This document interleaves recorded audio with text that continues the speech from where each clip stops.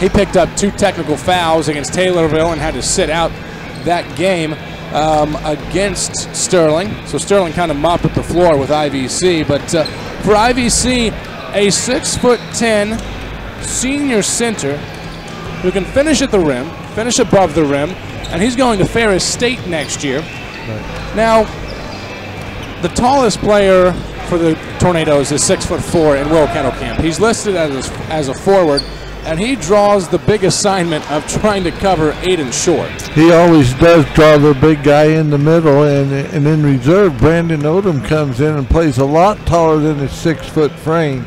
He matches up well with anybody underneath with his quick hands if they ever bring the ball down to their waist or knees. Brandon is there to swipe it away. Bruce, we heard the head coach Reynolds for Galesburg in his post-game interview was being done about 4 feet to our right during our post-game show for the first game. He said 25 is about as unguardable a guard as I have ever seen. And, of course, he was talking about Jace Bergsteiner. Your thoughts on that? Well, Jace is just so quick and can use either hand underneath there. He shoots the ball well from outside. And here's Coach Brown. He's finally showed up. Sorry.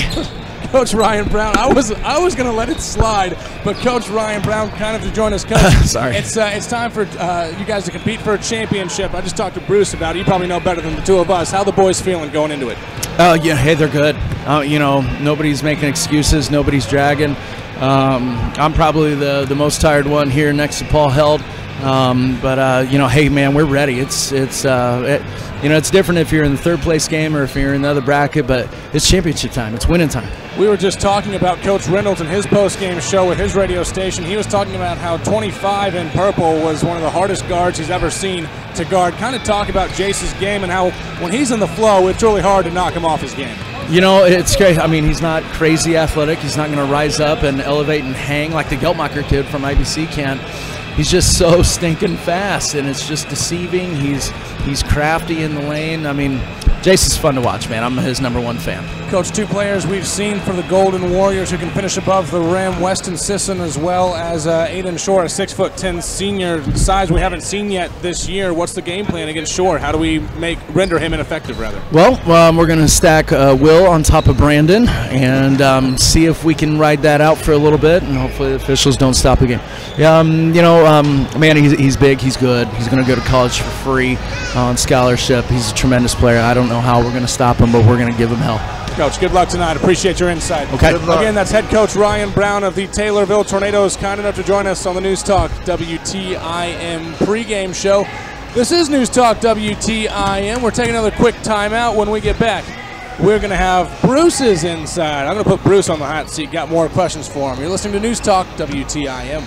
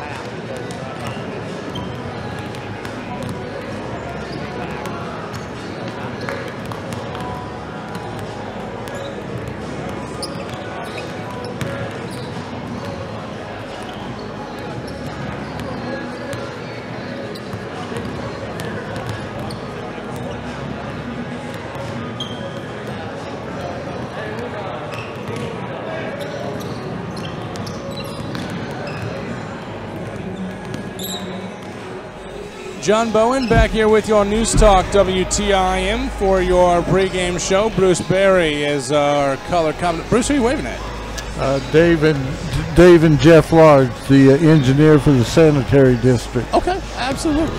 Just curious, just wondering. Again, Bruce Berry is our color commentator. Bruce and I get distracted sometimes, but that's how we keep it interesting. Bruce, adrenaline at an all-time high so far this season in that nail-biter against Galesburg. Now adrenaline will once again be rushing through the Tornado system as they're currently warming up for the championship game against the Sterling Golden Warriors. Bruce, what does Taylorville need to do to make sure that they keep their cool tonight? Come out, play with the intensity they've shown in the first 4 games. This is the game that you practice all summer for. This is the championship game of your own Christmas tournament. This is when you go and you shoot 50 3-pointers or 100 free throws. This is what it's all about when you come end of December, Christmas tournament. You need to win it. You haven't won this in 6 years. Last time they won it was 2012 when they were led by Kyle Wilhauer. And so this is what these boys have practiced all summer for, to win their own Christmas tournament. Bruce, a little bit of a slow start for the Tornadoes in this afternoon's game, specifically shooting from 3. They didn't necessarily come out firing on all cylinders from deep. How important is it for them to get off to a hot start and not dig themselves a big hole against this Sterling team? Well, Galesburg just guarded the 3-point line. Wouldn't give us any easy shots, but we proved we could take the ball inside, and if Sterling comes out with that defense, we'll just have to take the ball inside again, give it to Will Kettlecamp. And Livingston's both twins came in and can shoot the ball inside as well as outside. And that's Jace Berksnyder's game. He can shoot the 3, but he'd rather take the ball to the hole, and he's the best finisher I've seen here in a while. Bruce, Sterling has won the last 2 championships for this Taylorville Holiday Tournament. Looking for a 3-peat tonight. They've got plenty of big game experience on that Golden Warriors squad. They have a matchup nightmare in a 6'10" center, 8-inch shore. Going to play basketball for free in college, as Coach Brown mentioned in the pregame show. He's going to Ferris State. How do they limit his role? It's easier said than done, obviously, but in your opinion, how do you make it so that he doesn't completely take over this game? And the people that don't know, Ferris State's a big-time Division II program, so that's no laughing matter getting a scholarship to Ferris State.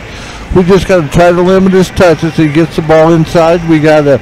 I'm sure we'll go 3-2 zone as we've played most of the games this tournament, and just guard the ball and make him force his shots.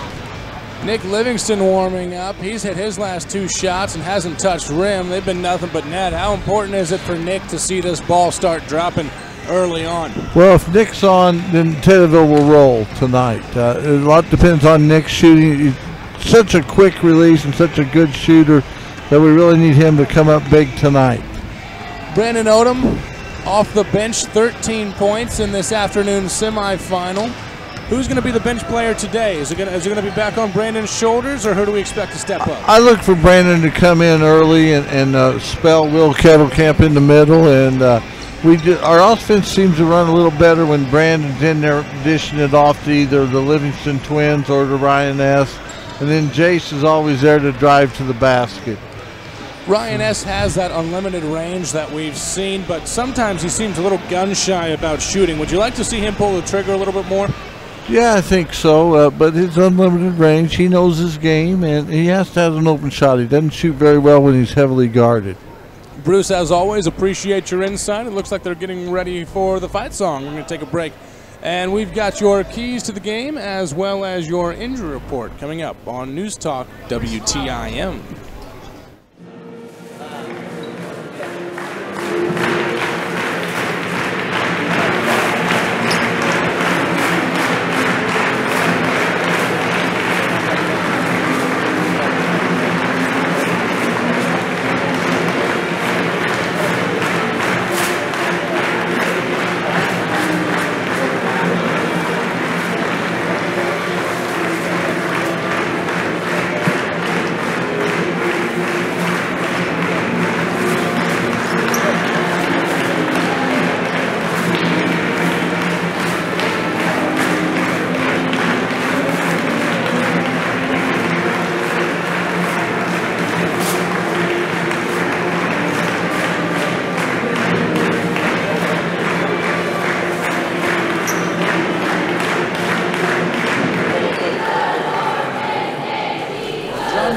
Here with you on News Talk WTIM. It is the News Talk WTIM pregame show. The Sterling Golden Warriors coming out of their locker room, and the Tornadoes still waiting in theirs. They're all heading to one corner of the court.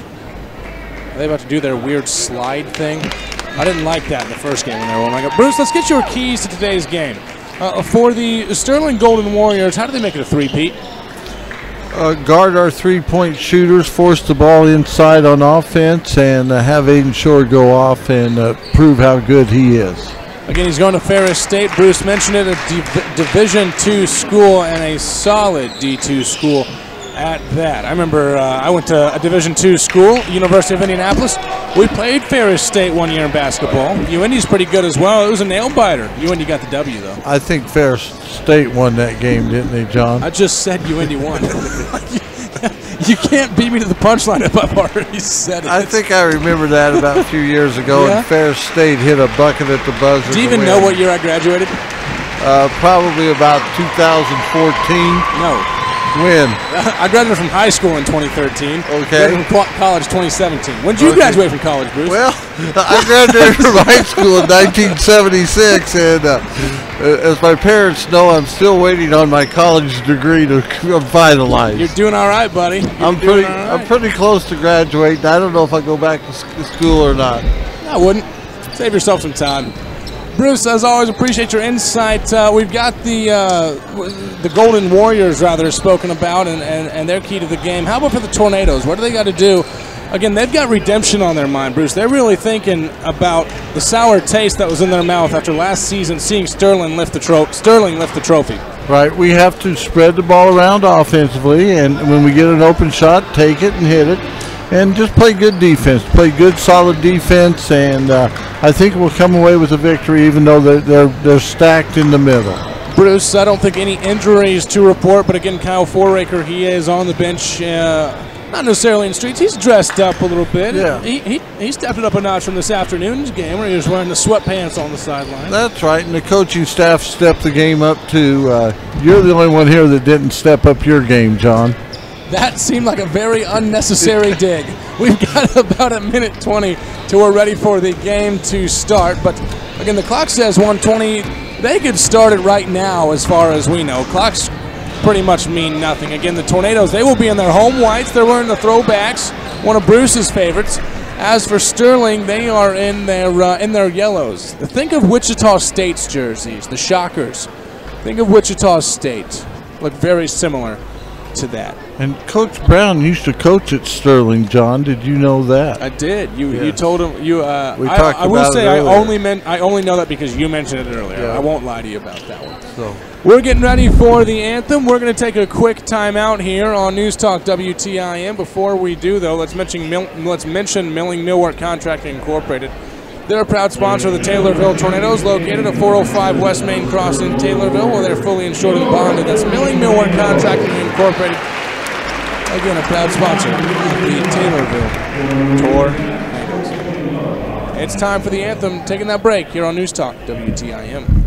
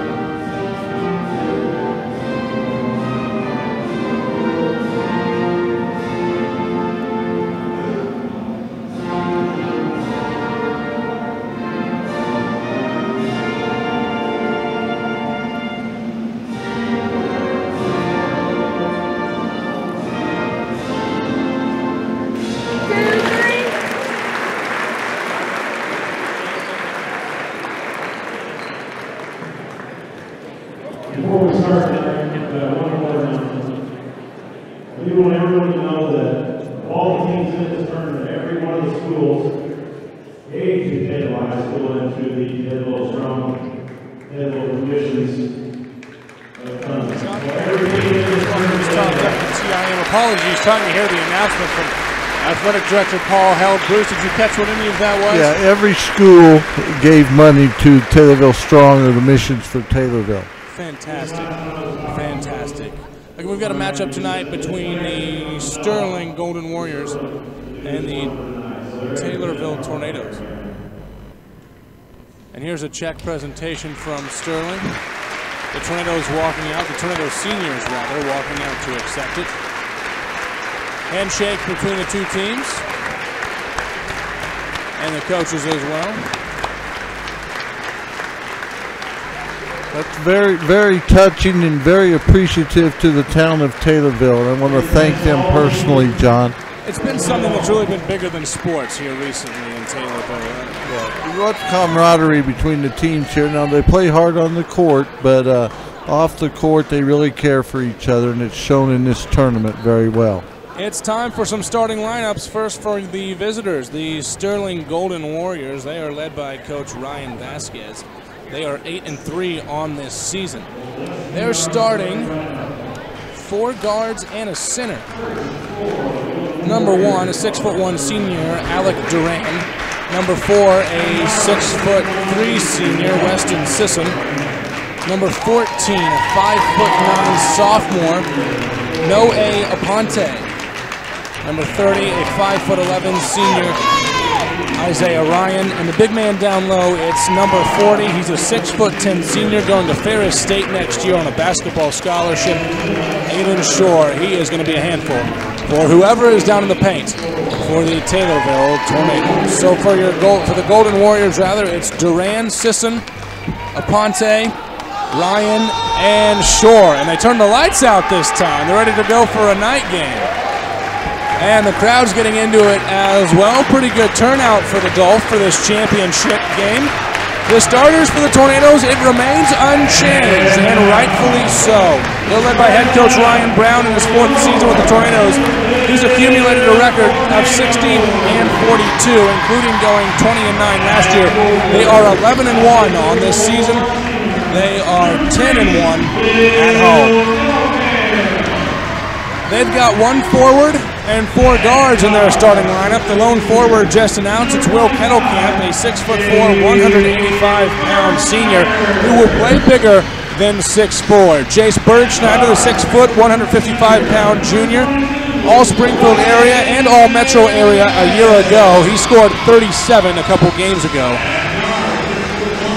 And now being announced, Nick Livingston, a 6'1", 140-pound senior. He averages just shy of 14 points a game. And his brother now announced, Jack Livingston. They're twins. They're both seniors. They're both 6'1". Jack averages just shy of 12 points a contest. The one we missed, number 22, Ryan S., rounds out your starting 5. He's a 6'2", 170-pound senior. Lost 65 pounds this offseason with unlimited range. Tornadoes ready to go against the Sterling Golden Warriors. Again, the Warriors, they are wearing their road yellows. Folks, have you ever seen Wichita State's jerseys? That's pretty similar to it. Ryan S. wins the tip, and he absolutely... He jumped early again and got the tip. Here's Bergschneider setting it up. We're ready to go. He finds Ryan S. on the right side. Up top to Will Kettlecamp. Cross court on the left to Nick Livingston. Bergschneider finds a cutting. Will Kettlecamp loses the ball, gets on the other side of the rim, and has his shot blocked by Aiden Shore. Now with the ball coming up, that's going to be Isaiah Ryan. Ryan motioning Duran down low in the right corner. Duran killing some clock. He gets it over to Aponte now. Now it's in the hands of Sisson. Up top to Shore. He's behind the three-point line. See if he can shoot it. But instead he gets it over to Sisson again. Now coming down the lane. Mid-range jumper from the free throw line. It's good. He's got 2. 2-0. Weston Sisson with a drive, pull-up bucket. Here's Nick Livingston with it on the left wing. He's going to take a quick 3. That's off, an air ball. Rebounded by Shore. He gets it to Ryan, who's looking to run. Gets it up to Duran. Duran back to Ryan. He's guarded by Bergschneider. Now cross court to Aponte on the left side. And he'll slow it up. He's guarded by Jack Livingston. A man-to-man defense for the Tornadoes here early on. Ryan with it. Gets it over to Aponte now. Gets a screen from Shore. See if it's a pick and roll. No, they get it to Duran on the right wing. He's trying to drive against Livingston. Spins, baseline, and it's good. Wow. 4-0 run. Nick Livingston with it to Jack Livingston in the right corner. Bergschneider, S now up top. Kettlecamp, he'll chuck up a three. Not necessarily his game, he misses. And Ryan S swats that out of bounds, out of the hands of Aponte. That was probably not the shot we wanted, and Nick Livingston shot one air ball to start the game, so it's 4-0. That's the biggest deficit we've had in the tournament. Very uncharacteristic for Nick Livingston to not even draw iron. Here comes Duran down the lane. He kicks it out to Aponte. Now 3-ball on the way. Tight rotation off the back of the rim. Rebounded by Jack Livingston. That shot was missed by Isaiah Ryan. Here's Bergschneider going coast to coast. He's up for 2. Tornadoes are on the board. 4-2 is the score. Here's Ryan with it now. He gets it to Aponte. Back to Ryan on the left side. Here's Sisson in the left corner. Takes a dribble towards the baseline. Gets it up top back to Ryan. He's got Jack Livingston sneaking out on him. Here's Aponte now. We're in the 3-2 zone. And that's just to try to shut down Shore, I would imagine. Duran almost steps out of bounds, and not a good pass from Ryan. Back to Ryan, to Shore now. Here's Aponte, gets a screen to the left from Shore. Sisson on the right wing. Cross-court pass to Ryan. Now Duran in the left corner. Back up to Ryan. To Shore, he's just outside the free throw line. And no good on the 2. Trying to follow. Ryan ends up with it. There's a turnover. Ryan S with the steal. Jace Bergschneider trying to finish. Contact, no call, but he gets it up for 2. 4-4 your score. And Jace can finish. Ryan has it in front of us. Gets it to Sisson. Now back to Ryan. Ryan matched up against Bergschneider. Cross court to Aponte. Duran with it now. Back to Aponte up top. Shot fake on the 3, gets it to Ryan. Back to now Duran in the right corner. Up top to Ryan again. Just playing a little bit around the horn here. Here's Aponte, makes way all the way to the left corner to Sisson. He's driving baseline. Duran, shot fake corner 3, steps in for the mid-range. Kicks it out to Ryan. Here's Aponte, shot fake on the 3, gets it to the corner to Duran. S leaves his feet. Shore floats it up. What a roll. Pretty touch there. 6-4 with 4 minutes left to go in this first quarter. Bergschneider's going to slow it up. He's got all 4 of the points for the Tornadoes. He tries to float it to Will Kettlecamp, and Will lost his bearings. For a turnover, here's Ryan with it. Jack Livingston hits the dirt. Sisson with it now. Shot fakes on the 3. Steps in for a mid-range jumper. Off the back iron, no good. Duran fights for the rebound, but it lands in the hands of Will Kettlecamp. Here comes Bergschneider now down the lane. Leaves it for Nick Livingston. 3-ball on the way, no good. Leaves it short and to the left. Duran with the rebound. He's running it up the court. Dribbles it off the back of his leg, but gets possession back. Now to Aponte. Over to Ryan. Back to Aponte up top. Aponte shot fake on the 3. They get it to Ryan. He thought about a 3. No. Gets it to Sisson in the left corner. Shore now. He's just above the free throw line. Mid-range jumper. Up and good. Wow. 6'10" with a stroke. Good left-handed stroke, John. You were probably left-handed, weren't you? I was. Pretty as can be. 8-4. Tornadoes down. Bergschneider's fouled on his way to the bucket, and they're going to put that one on Ryan. His first. Team's first.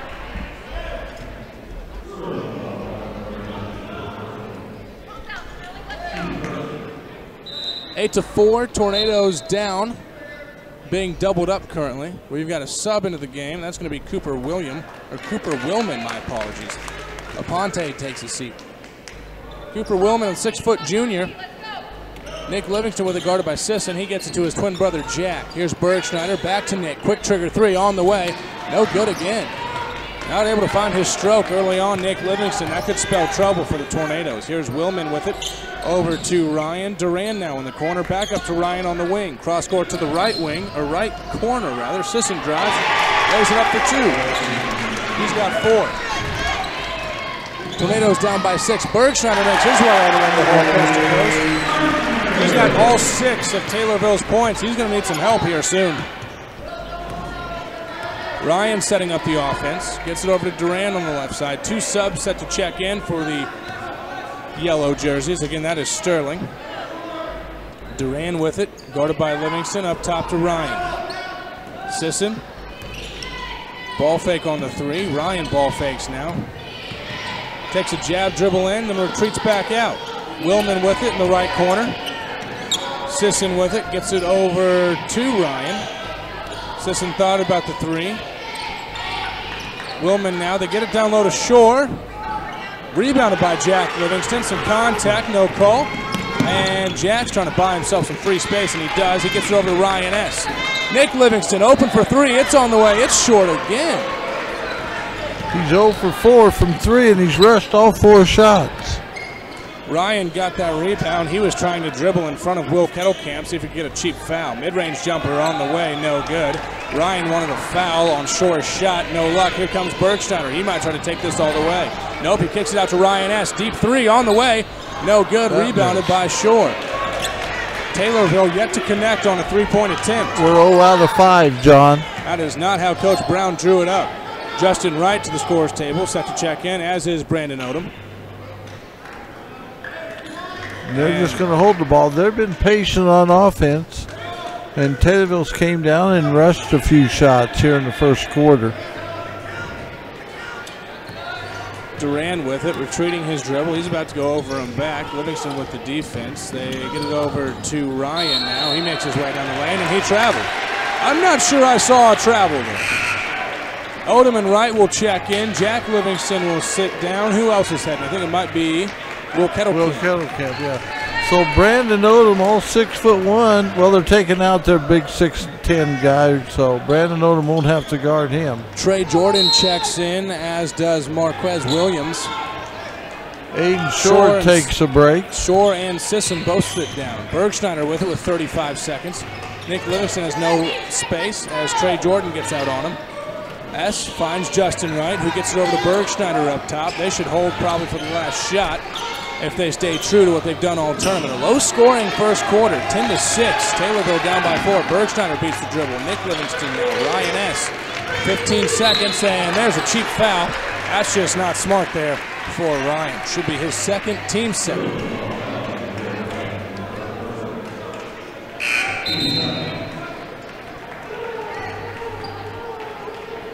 I noticed that's his first. The PA announcer, Ed Nelson, sporting the Notre Dame jacket, or Notre Dame sweatshirt. He's got it turned inside out now. Smart man. After their performance in the Cotton Bowl. Tommy's got a stain on his chest. Right. Jack Livingston gets the inbounds pass. It's in the hands of Bergschneider now. He's working against Willman. Jack Livingston, shot fake on the 3. Bergschneider tries to answer. He cannot, leaves it short. They've got 3 seconds. Sesson starting to run, working against Odom. Finds Williams. They don't get it off. No shot. 10-6 your score at the end of 1. Tornadoes down by 4. Second quarter coming up on News Talk WTIM.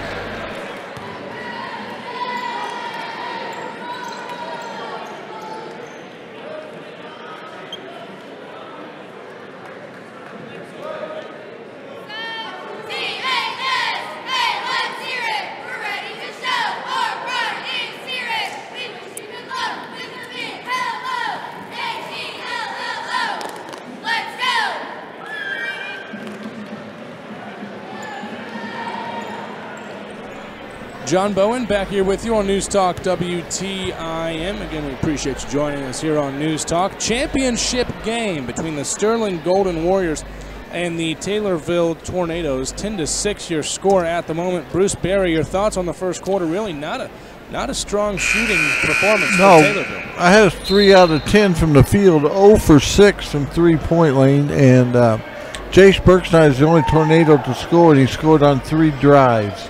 Nick Livingston was 0 for 4 from 3. Kettlecamp missed a 3, and also Jace missed a 3 there at the end of the quarter. Ryan S. did not shoot, and neither did Jack Livingston, so we got to get them involved. Ryan S. did miss a 3. I take that back. Odom, Bergschneider, Wright, S, and Nick Livingston, your 5 for the Tornadoes. Here's Isaiah Ryan with the ball. He gets it over to Isaiah Yarbrough. Just checked into the game. To Shore at the free throw line. Ryan thought about the 3. Willman wide open in the corner. No good. Rebounded by Shore. That's going to be trouble all night. He's got 6. Here comes Bergschneider spinning. Up and in. Wow. Would have been a goaltending or basket interference either way. He's 8 got points for Taylorville. quite the spin move on that. 8 points for Taylorville. Bruce has all of them. Here's Ryan with it now. Gets it to Yarbrough. Now over to Willman. 3 ball on the way from Ryan. It's no good. Rebounded by Justin Wright. Gets it to Odom, who gets it to S. Taylorville can make this a 1-point game. Ryan S thought about it, but instead he shovels it off to Odom. Odom looking to drive. Leaves it for S. Mid-range jumper. That's not his game. Lands right in the lap of Short. Draws nothing but air. That's 2 air balls in the first 9 minutes of the game. Ryan gets it over to Yarbrough now. Willman up top. Back to Yarbrough. 3 on the way. No good. Rims out. Ryan S grabs the board. They're looking to run. Leaves it for Bergschneider. Of course, he spins. Floats it up. No good. Can't get the rebound. I think Bergschneider's got called for an over the back. Maybe a little bit of a fatigue foul there for Jace Bergschneider. He's been the horse so far for Taylorville. 6:34 left to go in this second quarter. Jace picks up his first foul. Back and forth between Jordan and Ryan in the backcourt. Willman gets it across. We need to make sure Jace doesn't pick up his second foul because he's our only offense tonight. Willman down low, working on the baseline, throws up an off shot. Ryan S grabs the board. Here's Brandon Odom looking to run the point. Finds a cutting Bergschneider. Bergschneider, reverse layup for 2 and 1 opportunity coming up. He's got all 10 of the points for the Taylorville Tornadoes. Excellent pass by Brandon Odom. He faked like he was going to pass it to the outside, and Jace broke to the basket. Brandon hit him. He goes up, gets fouled, makes the basket, and 1. Jack Livingston checks in for Nick Livingston. Will Kettlecamp will check in as well. He's grabbing Ryan S. and Aiden Shore just headed to the bench. Cooper Willman picked up his first foul. Bergschneider's free throw up. No good, off to the right. 2-point ball game, 2-point lead. Jace has hit 5 layups. We haven't hit a shot outside 2 feet yet, John. Expect that to change. I know Coach Brown for the Tornadoes is. Here's Aponte with it now. He gets it over to Willman. Back to Aponte on the right wing. Over to Willman on the left side. Ryan head fake, driving down the lane. Throws off the glass, too strong, no good. Grabbed by Bergschneider, behind the back pass to himself. Finds Jack Livingston cutting. Floats it up for 2. Jack's on the board. It's a tie ball game, 12-12 with 5:30 left to go in the second quarter. Ryan over to Willman. He's driving baseline off the right side. Floats it up, and somehow that landed in the lap. Trey Jordan, he's got 2 now. 14-12. Here's Will Kettlecamp. He's in a pickle. He needs some help in the corner. Finds a cutting Jack Livingston. How'd he see him? Jack Livingston misses the bunny. Rebounded by Trey Jordan. 3 ball on the way from Willman. That looks long. It is. Swatted out to Aponte there. Yarbrough thought about the 3. Now Ryan up top. Get down low to Jordan. He floats it up, no good. Bergschneider with the rebound, and he's fouled. Probably about 70 feet from his bucket. That's Willman's second. Bergschneider's got his hands over his head. He's looking a little gassed. Aiden Shore comes back in the game. As does Alec Duran, as does Weston Sesson. So I believe it's all 5 starters. It is all 5 starters for the Golden Warriors. For the Tornadoes, it's Wright, Odom, Bergschneider, Jack Livingston, and Will Kettlecamp. And still Taylorville without a basket outside of 2 feet. We've hit 6 layups and our only points. Kettlecamp gets it to Jack Livingston on the handoff. Now Brandon Odom standing just across half court. He's looking to drive off Sesson behind the back dribble. Finds a cutting Jace Bergschneider. Too high off his fingertips. and falls into the lap of Aiden Shore. Here's Isaiah Ryan with it now. He gets it to Alec Duran. Now over to Noe Aponte. Shore down low, brings it down to the level of Brandon Odom, and I think Odom held it. Odom was swiping at the ball. Should be Brandon's first. Team's second. It is Brandon's first. No danger really of shooting anywhere near it yet. Shore with it, leaves it for Ryan. Ryan's three on the way, it rattles home. He's got his first bucket. Lead is 5, the biggest of the day. I'm sorry, no, they had a 6-point lead when it was 12-6. Odom going to the free throw line for 2. I think that foul is going to be on Sesson.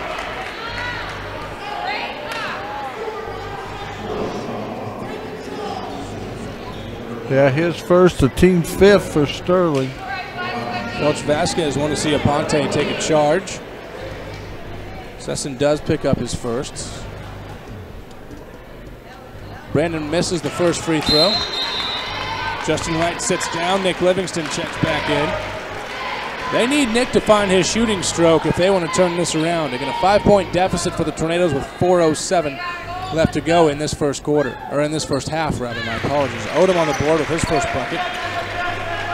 That's the first shot we've made, John. That was a free throw. Outside of 2 feet. Outside of 2 feet. Ryan with it. Gets it over to Aponte. He's going to take a deep three. No good. Rebounded by Bergschneider. Sesson came in for a foul. No call. Bergschneider with it. Leaves it for Nick Livingston. Up top to Odom now. Odom looking for a help. He'll find someone back cutting if they do. Finds Bergschneider. He's working down in the post. Kicks it out to Jack Livingston. Shot fake for 3. Jace in the left wing. Back in the left corner to Jack. Nick Livingston up top. Here's Will Kettlecamp with 3:30 left to go in the second quarter. Kicked out of bounds. I'm going to say that is going to be gold ball. Goes to the Golden Warriors. Ryan S. checks in for Will Kettlecamp, and Sterling lead is 4. Ryan S. can turn that around right quick. He starts chucking up some threes. He's 0 of 1 from deep. Nick Livingston not faring anywhere near as well also. 0 from deep for the Tornadoes. Don't hear that too often. Here in the second quarter. Shore's going to take a baseline jumper. That goes off the side of the backboard. It was rebounded by Nick Livingston, but he lost it to Alec Duran. Now Isaiah Ryan with it. Shore standing at the free throw line, the 6'10" center. Here's Duran. Back to Ryan. Aponte comes up to get it. Almost loses the ball. To Sesson. Over to Ryan. Back to Sesson. Aponte. Oh, he traveled. There's the call.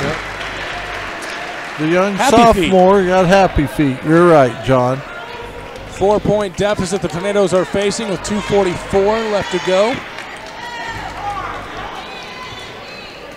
And as bad as the Tornadoes have fared offensively, for Sterling, they haven't been much better. No. Bergschneider's going to take a deep three. Straight ahead, and he knocks it in. He's got 13. It's a 1-point ball game, folks. And that's Taylorville's first 3. $3 from Landmark of Taylorville to the Tornado Sports Boosters. Tipped out of bounds by the Tornadoes. Yarbrough is going to check in for Aponte.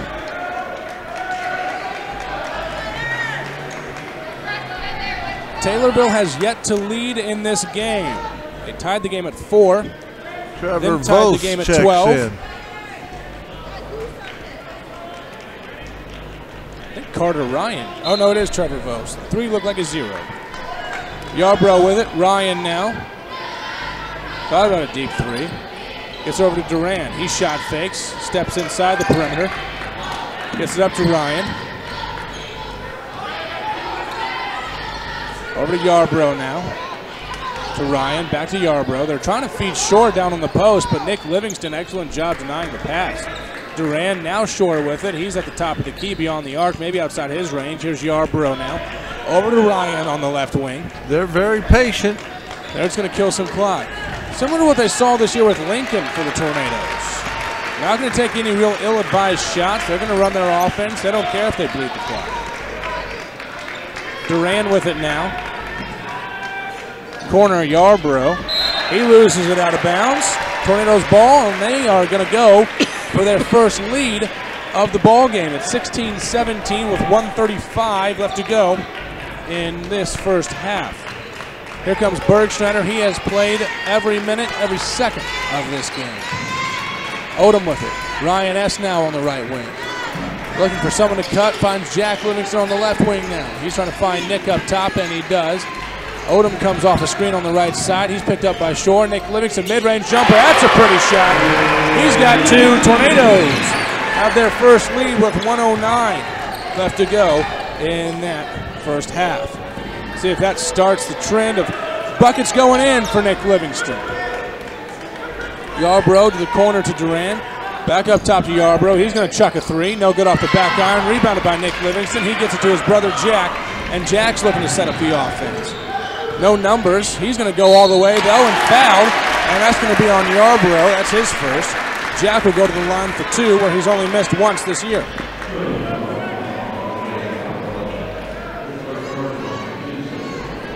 Justin Wright set to check in for the Tornadoes, as is Willman. Willman has 2 fouls for the Golden Warriors. Jack Livingston connects. He's got 3. 19-17, Tornadoes have the lead. Jace Bergschneider snuck a drink from the bench. And we're on a 7-0 run, John. We trailed by 5. Now we're up 2. Absolutely. 46 seconds left on the clock. Jack Livingston knocks them both in. He's got 4 now. 3-point lead, the biggest the Tornadoes have seen. 46 seconds left to go in this first half. Willman with it. He gets it to Ryan. Ryan looking to run against Bergschneider, and Justin Wright should have been called for a foul there. No call. Willman gets it to Voss, who just checked in. Back to Willman. Ryan shot fakes. I think they'll probably hold for the last shot of the half. Under 30. They're down 3. Duran with it now. Back to Ryan.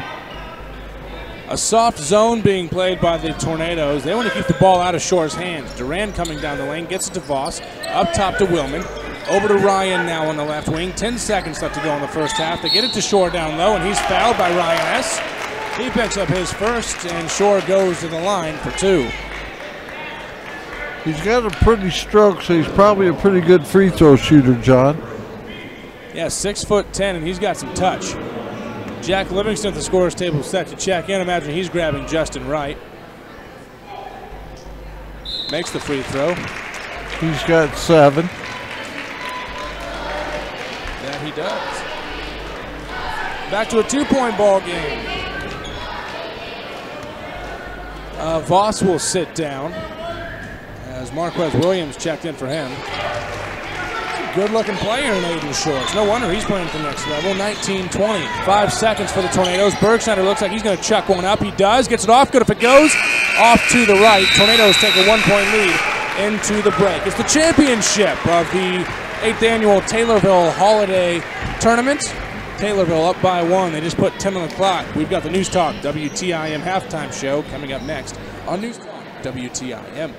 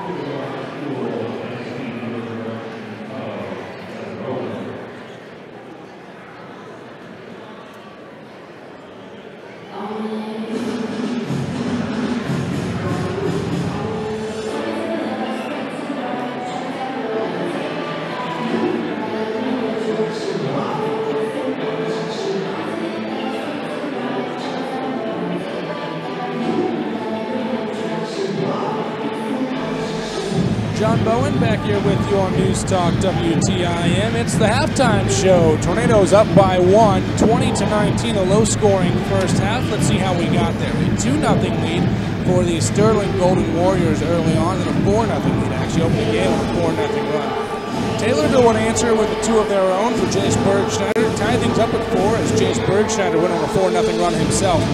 tie things up at 4. 4 straight points for the Golden Warriors, made it 8-4. Actually, no, I'm sorry, 6 straight points, made it 10-4. And then Jace Bergshire would add a late layup to make it 10-6. That was your score at the end of one, folks. Yes, 10-6. Taylorville, their lowest scoring output in any quarter this season, happens in the championship game of the 2018 Taylorville Holiday Tournament. The good news is, though, they answered the bell in the second quarter. After a quick bucket for the Golden Warriors, making it 12-6, they would go on a 6-0 run and tie the game up at 12 with 5:30 left to go in the first half. 2 points, 5 points, 5-0 run there for the Sterling Golden Warriors would make the score 17-13 or 17-12 rather, than a free throw from Brandon Odom made it 17-13, and then a little bit of a run for the Tornadoes, a 7-0 run to make it 17-20 with 46 seconds left to go in the first half. That was the biggest lead of the game for the Tornadoes. It's down to 1 thanks to 2 free throws late by Aiden Shore. He's got 8 to lead his team. Again, the 6'10" senior has been every bit as good as advertised, and he's not just one of those guys that's a menace down low. He was actually shooting some mid-range jumpers, and they're pretty looking shots, folks, pretty looking shots. 20-19 is your score here on the News Talk WTIM halftime show. We've got scoring stats when we get back on News Talk WTIM.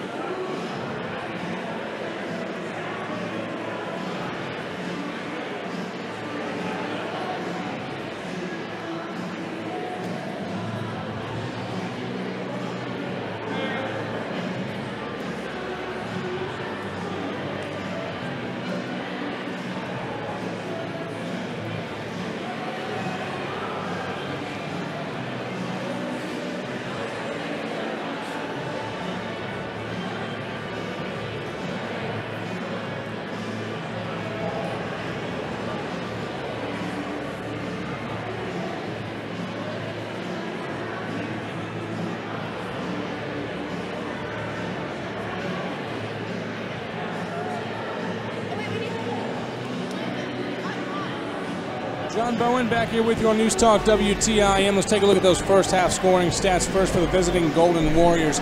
Again, they've got 19 up on the board. They were led by Aiden Shore, their 6'10" senior. He had 8 points.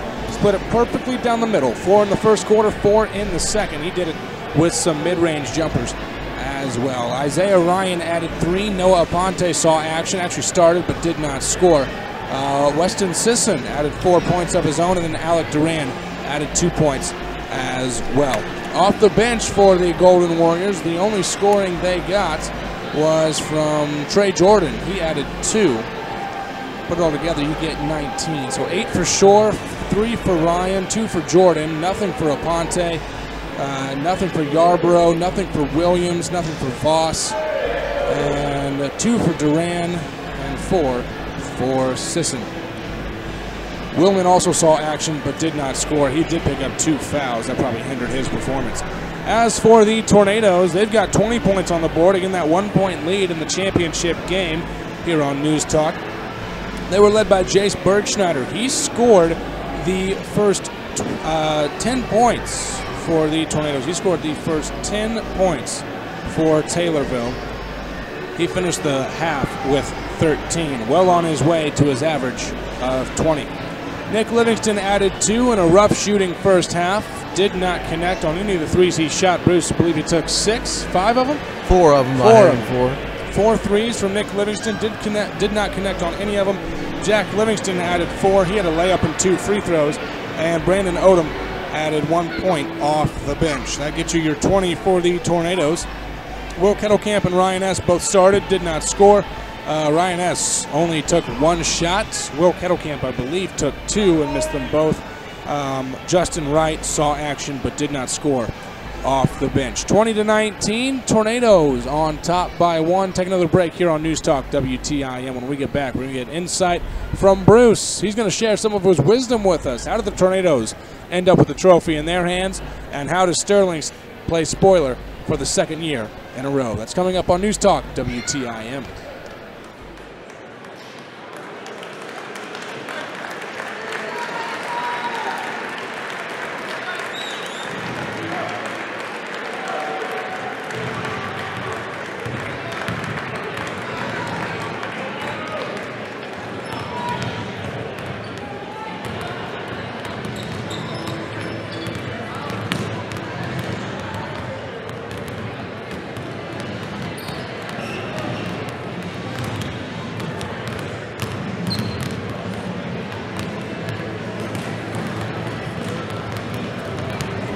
Both teams back out on the floor, getting their shots up, getting re-warmed up for the second half. Hey, let's mention Doug McKinney, your Country Financial Agent Player of the Game. Bruce has that for you in the post-game show. Doug McKinney at Country Financial, where they grow with you. Also be listening for your Central Illinois Smiles Family Dentistry Play of the Game. It's the play to put the biggest smile on our fans' faces tonight. And don't forget to ask about custom mouth guards for your athlete smile by contacting Doctors Lewis and Harmon at CISmiles.com. Bruce, now let's get some of that masterful wisdom that you possess. What do the Tornadoes rather have to do to make sure that they grow on their 1-point lead? Well, I think both coaches are pretty happy with the first half. Taylorville's coach Ryan Brown's got to be happy with the way we shot. We only find ourselves down 1. We were 1 out of 9 from 3, and you shoot 11% from 3. You're not going to win many games. So Ryan's got to be happy with we're only down 1. And the coach from Sterling has to be happy that he's held our offense to 19 points. Now, they're a little bit more patient on offense, so it's not all their defense. It's their offense holding the ball a little bit. But both coaches are pretty happy. They're in the game, and that's all you can ask for is a chance to win a championship on your home court in the second half, and we're certainly there. Nick Livingston getting plenty of shots up from the perimeter. Again, he was unable to really find his shooter's touch there in the first half. He's looking like he's got a good stroke going on here in the halftime warm-ups, as well as Ryan Est. Only took 1 3-point shot. He's really a perimeter threat. Do you see him playing an expanded role here in this second half? Well, he's going to have to earn his shots. It looks like they're guarding him out there from 25 feet, so he's going to have to maybe put the ball on the floor and drive to the basket like Jace does. Nick Livingston did hit his last shot, a little pull-up jumper from about 14 feet. So maybe that'll get him going. Jack Livingston and Nick Livingston both warming up. Again, both of them 2 of the better shooters for the Tornadoes. Tight rotation on the ball. Nick Livingston knocks his through. No problemo. Hey, let's mention Milling Millwork. Let's mention Milling Millwork Contracting Incorporated. They provide professional quality craftsmanship. Their location at 405 West Main Cross in Taylorville, where they are fully insured and bonded. That's Milling Millwork Contracting Incorporated, the proud sponsor of the Taylorville Tornadoes.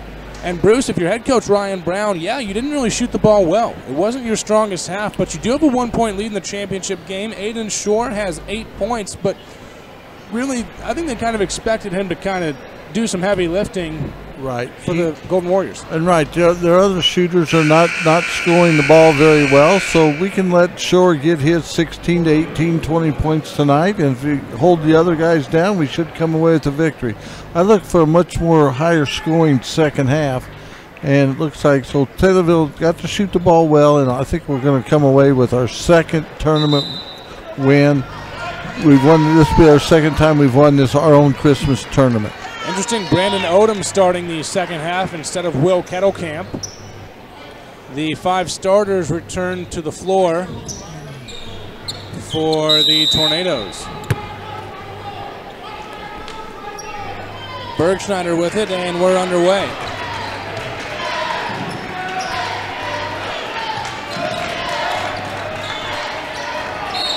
Bergschneider's fouled. He'll go to the line.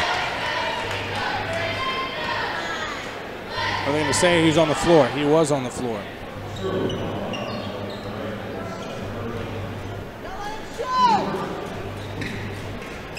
Nick Livingston gets the inbounds pass. It's to Jack now. Jace Bergschneider. Brandon Odom trying to find a man cutting. No luck. He gets all the way to the rim. Swatted away by the 6'10" Shore. And that was blocked. S called for the foul. It'll be his second. So sloppy play to start the second half.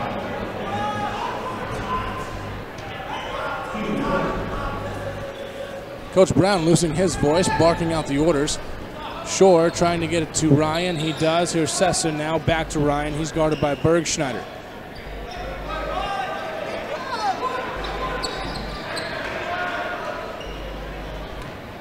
Ryan now gets it to Aponte up top. Over to Ryan. Aponte again. Back to Ryan. Now in the corner to Duran. He's driving baseline. Leaves it for Shore. Mid-range jumper. No good. Rebounded by Brandon Odom. He gets it to Bergschneider, who's looking to run. Nick Livingston. 3-ball on the way. Needs this to drop, and it does. 23-19, a 4-point lead. The biggest for the Tornadoes. 6:52 left to go in this third quarter. Duran with it in the left corner. Up top to Aponte. Down low to Sesson. Mid-range jumper on the way. It's short. Rebounded though by Ryan for the Golden Warriors. Aponte now. Duran in the left corner. Up top to Ryan. He's going to take a straightaway three. It's good. He's got 6. Back to a 1-point game. Odom thought about a 3. He's got Shore guarding him. He's trying to shake him. No luck. Up and under move. Kicks it out to Jack Livingston. 3-ball on the way, and he connects. A big shot for Jack Livingston. Both Livingston made those threes off passes, and that's when they're more in rhythm when they shoot. We get the ball from a pass and then shoot it right away rather than driving or holding the ball and then shooting. Ryan wasn't ready for the pass. It hits him in the side of the cheek and rolls down his body. Then he secures it. He gets it back over to Aponte now. Here's Duran up top. He's thinking about the 3. Decides to go to the right wing to Aponte. Here's Shore down low. Duran up top. 3-ball on the way. No good off the back iron. Rebounded by Bergschneider. He spins and almost loses out of bounds. No, he does.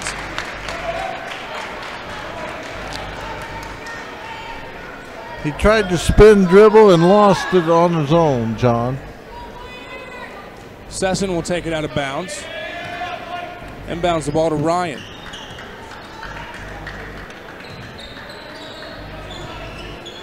Sesson, here's Shore now. Taylorville going for a steal. Mid-range jumper, no good. Rebounded by Brandon Odom. He's got his head up, looking to make an outlet pass. Finds a cutting Bergschneider, up for 2 and 1 for Jace Bergschneider. Once again, folks, he's now got 15. 28-22. And he was fouled, and so it's and 1. 15 points for Jace. He's got 15 of the 28 for the Tornadoes. Now make that 16 of the 29. Lead up to 7 with 5:10. Biggest lead for the Tornadoes. Sesson with it. Thought about a deep 3. Gets it over to Ryan now. Up top to Sesson. Jack Livingston almost has a steal. It finds the hands of Duran, though. Back up top to Sesson. 2 subs coming in for the Warriors. Odom gets the rebound. He starts his dribble. Gets it over to, no, it's stolen. There's the foul called on Sesson. His second. Subs coming in will be Willman as well as Trey Jordan. Sesson and Duran will sit down.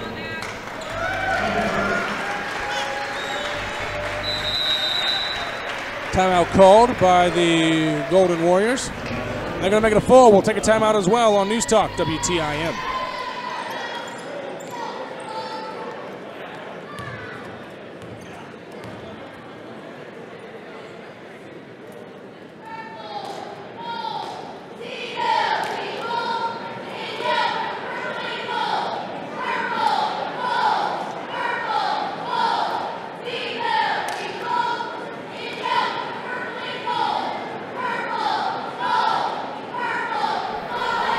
John Bowen back here with you on News Talk WTIM. Lead has grown to 7 for Taylorville. It's their biggest of the contest. Hey, let's mention Doug McKinney, Country Financial, your player of the game. That's coming up in the News Talk WTIM postgame show. Doug McKinney, Country Financial, where they grow with you. So coming out of the timeout, it's going to be Shore, Willman, Ryan, Aponte, and Jordan for the Golden Warriors. And as for the Tornadoes, they're going to send out Brandon Odom, Nick Livingston, Jace Bergschneider, Ryan S., and Jack Livingston. We're 2 out of 2 from three-point range to the second half, John. They turn it around. Here's Bergschneider with it now. Gets it up top to Nick Livingston. Back to Jace. He's spinning, coming down the lane. And it goes off his hip. He thought he was fouled. No call. 3 Golden Warriors converged on Bergschneider on that drive. Look for them to try to cut off his cuts to the bucket. Aponte with it now. Aponte now gets it back from Jordan. Thought about the 3. Goes to the corner to Ryan. Back to Aponte up top. That's a mid-range jumper. It's no good. Rebounded, though, by Jordan. Almost lost it. Odom almost had a steal, no luck. Here's Willman with it now. Aponte up top. Ryan on the right wing. He shoots it. It's no good. Rebounded by Jordan, and he's fouled for an and one. Jordan got the rebound, put it back up, and got fouled, and they're within 5.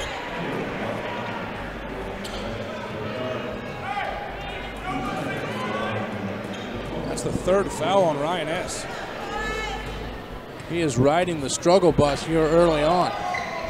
Jordan misses the free throw. S gets the rebound. He's staying in with 3 fouls. Odom gets it to Bergschneider. And Taylorville's looking to grow on their 5-point lead. Nick Livingston, 3-ball on the way. Looks good, leaves it just short. They're playing Shore and Trayvon Jordan together, 6'5" and 6'10", and our tallest guy's 6'1", so they should control the paint. Willman finds a cutting Aponte. He goes with the floater for 2. Lead down to 3. It was up at 7. Here's S with it to Jack Livingston, to Nick up top now. To Brandon Odom. He's not known for his 3-point shooting, but finds a cutting Nick Livingston. They're going to call the foul on the floor. No continuation on that. Another excellent pass by Brandon to hit the cutting Nick Livingston, but fouled on the floor, no shot. That's the 4th foul on Sterling. Nick Livingston barking out Illini for the play they're running. Ryan S., he's got an open 3. He takes it. It looks online. It's at the bottom of the net. 32-26. Taylorville's lead back up to 6. 3:15 left to go in this 3rd quarter.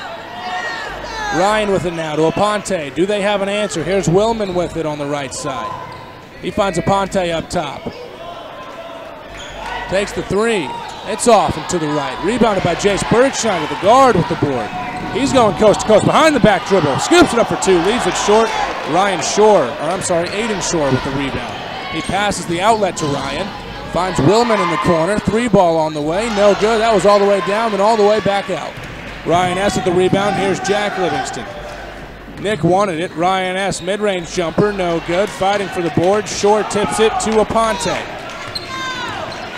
The teams are letting the horses run. Here comes Willman now. Gets it over to Jordan. He'll take a mid-range jumper. It's good. Some big men that can shoot. 32-28. Taylorville's lead is 4 with 2:20 left to go in the 3rd quarter. Jack Livingston on the right wing. He's driving down the lane. Jump stop. Floats it up for 2. Too strong. Rebounded by Shore. He gets it to Aponte. And here come the Golden Warriors. Aponte maneuvers his way all the way down the hole. Wow, Shore threw it off the bottom of the rim, and it still muscled its way into the hole. Ryan S. deep 3. It's contested. It's off the back iron. Rebounded by Shore. So the lead was as big as 8. Sorry, as big as 7. Now it has shrunk down to 2 with 1:45 left to go. Jordan with it. Up top to Ryan. He shot fakes on the 3. Willman will take it. It's no good. Rebounded though by Nick Livingston. He gets it to Ryan S. And the Tornadoes have 90 seconds left in the 3rd quarter. Timeout taken by head coach Ryan Brown. I think it's just going to be a 30. Jace Bergschneider has yet to sit. Bruce, any concern for his fatigue going forward? Well, I don't think so. He's a young lad, 16 years old. You ought to be able to play 2 or 3 games in a day, John. You're right. I was thinking about you and me. Yes. But with him being sick on the first night, he might show a little bit of the old worth now, but hopefully he'll be able to gut it out and play well in the last 9 minutes of the game. Hey, we need to mention your Central Illinois Smiles Family Dentistry Play of the Game that's coming up in the post-game show. It's the play that put the biggest smile on our fans' faces tonight. Don't forget to ask Doctors Lewis and Harmon at CISmiles.com for custom mouth guards for your athlete's smile. It's the Livingston Twins, Bergschneider, and Odom on the floor for the Tornadoes. It's Willman, Ryan, Jordan, Aponte, and Shore for the Golden Warriors. A 2-point lead for Taylorville. Bergschneider gets it across half court. Here's S with it on the right wing. Odom up top now. He's guarded by Aiden Shore. Nick Livingston with it, guarded by Jordan. Gets it over to Jack on the left side. Jack's going to dribble to the top of the key. To Nick on the right wing. Bergschneider with it now. He gets to Odom on the left side. Odom looking for someone to cut so he can find him. He spins. Up and under move. They're going to say he dragged his foot. S missed the three he shot. But it was after the whistle anyway. Justin Wright in for... Jace Bergschneider gets a much-deserved breather. Again, he's got 16 points. That's a good substitution. We gave him the last minute of the third quarter rest and then the whole timeout during the quarters, and so he'll probably get about a 5-minute rest. Bruce, who do you go to here? Well, I think probably Sterling might hold the ball for the last shot. Aponte with it now. They get it over and to if they Ryan. do, that'll play it right into Taylorville's hands. Aponte will float it up for two. No good. Ryan S. with the board. Gets it to Jack Livingston. Taylorville might hold for the final shot, though. Who's going to take it, Bruce, with Bergschneider on the bench? I look for Brandon Odom maybe to take a drive and either dish it to Nick or Jack Livingston or even Ryan S. Ryan S. can shoot from 30 feet, so it really doesn't matter. It's time to win down, get him the ball. Taylorville's lead was 32-30 with we're just standing there and they're letting us. They're not even coming out to guard Brandon. There's 10 seconds left. We're going to start to move now. Brandon Odom with the ball. Looking for some help. He finds Ryan S. That's a deep three. That's a good shot for Ryan. No luck. And just turning and chucking it will be Willman. 32-30, your score at the end of the third quarter. Taylorville 8 minutes away from hoisting that championship trophy. You're listening to News Talk WTIM.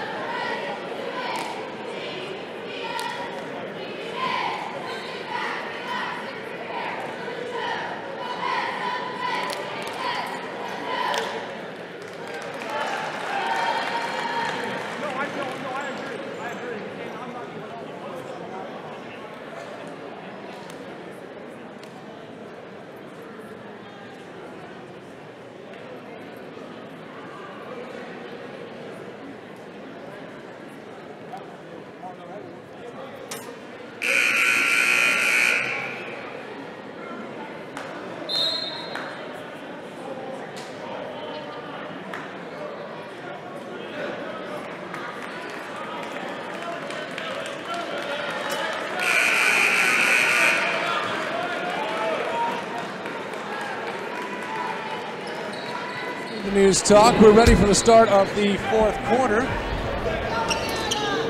8 minutes to go. Tornadoes clinging to a 2-point lead. Jace Bergschneider's back in to start the fourth quarter. He looks fresh. Here's Willman with it in front of us. Mid-range jumper up and good from Shore. He's got 12. After scoring 8 in the first half, he only scored 2 in that third quarter. Here's Odom with it to S. Head fakes on the shot. Finds Nick Livingston on the wing. Up top to Jack. Odom with him now. Bergschneider up top. S on the right side. He finds Odom up top. Bounce pass back to S. Floats it up for 2. What a pass. Brandon Odom. 34-32 lead back for the Tornadoes. Back and forth between Shore and Aiden. It's in between Ryan and Aponte. He gets to Ryan in the corner, up top to Aponte. Shot fake on the three to Shore at the free throw line. He dumps it down low to Jordan. That's an easy two. Tie ball game, 34-34 with 7 minutes left to go in the fourth. Livingston with it now. That's Jack. He gets it over to Ryan S. Head fakes on his right corner three. Down low to a cutting Ryan S. Saves it to Jace Berkshire. Saves it to Jack Livingston. Back to Jace. He's driving baseline from the left side. Out to Ryan S. And Brandon Odom will reset at the top of the key. Chaotic there for the final 15 seconds, but Taylorville retains possession. Here's Bergschneider with it. He's guarded by Willman. Over to Odom, who's guarded by Shore. Up top, Nick Livingston. Ryan S. on the right wing. Here's Jack Livingston. Thought about the three. Finds his brother Nick now. Bergschneider has baseline if he wants to drive that way. They're going to let Odom shoot the three if he wants it. He tries to spin. Kicks it out to Nick Livingston. Over to S. To Bergschneider. Now back to Nick. 6:10 left to go in this contest. S with it. He's driving down the baseline. Gets it to Jack Livingston. Odom up top. Jack with it now. Jace with it. Odom tries to find a cutting Jace Bergschneider, and Willman will pick up his third foul. That's the 5th foul on Sterling. Only 2 on Taylorville. Duran's going to check back in.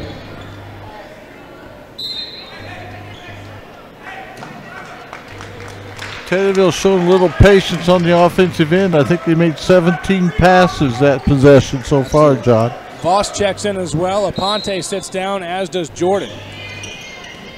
Jack Livingston down low, loses out of bounds, but he sits down out of bounds on the ball.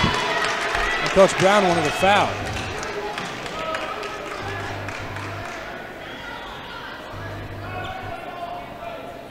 Coach Brown talking to the officials, seeing if he can get the call changed. We'll see what they discuss.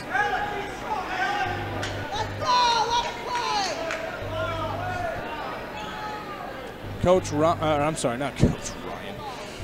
Coach Brown Isaiah is Ryan. thinking Sterling might have kicked the ball when it was on the ground, which would have been possession to Taylorville. Motioning his hand, saying, let's pick this game up. He's smiling at the official now. They're sharing a laugh up court. Ryan picks up his dribble, gives it to Willman.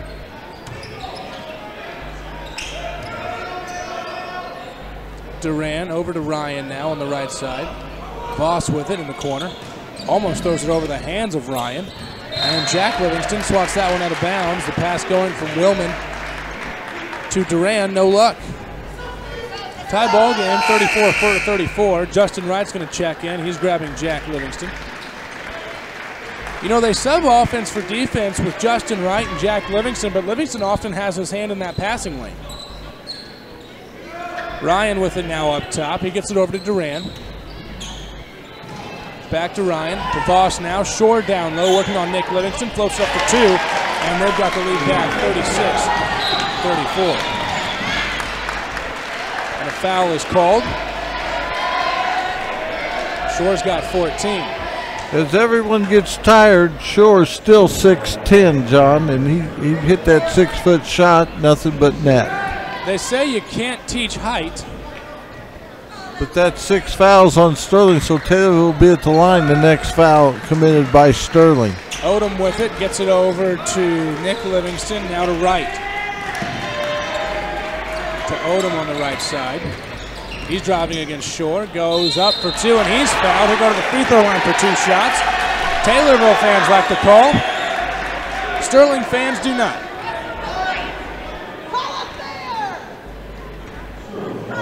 That's the first foul on Aiden Shore. Brandon Coach Brown go to the line for 2. I'm sure Coach Brown would not be upset if he had 4 more of those fouls and had to sit for the remaining 5 minutes, but just his first. Odom misses the front end. He's got 1 more. Brandon was 9 out of 10 this afternoon.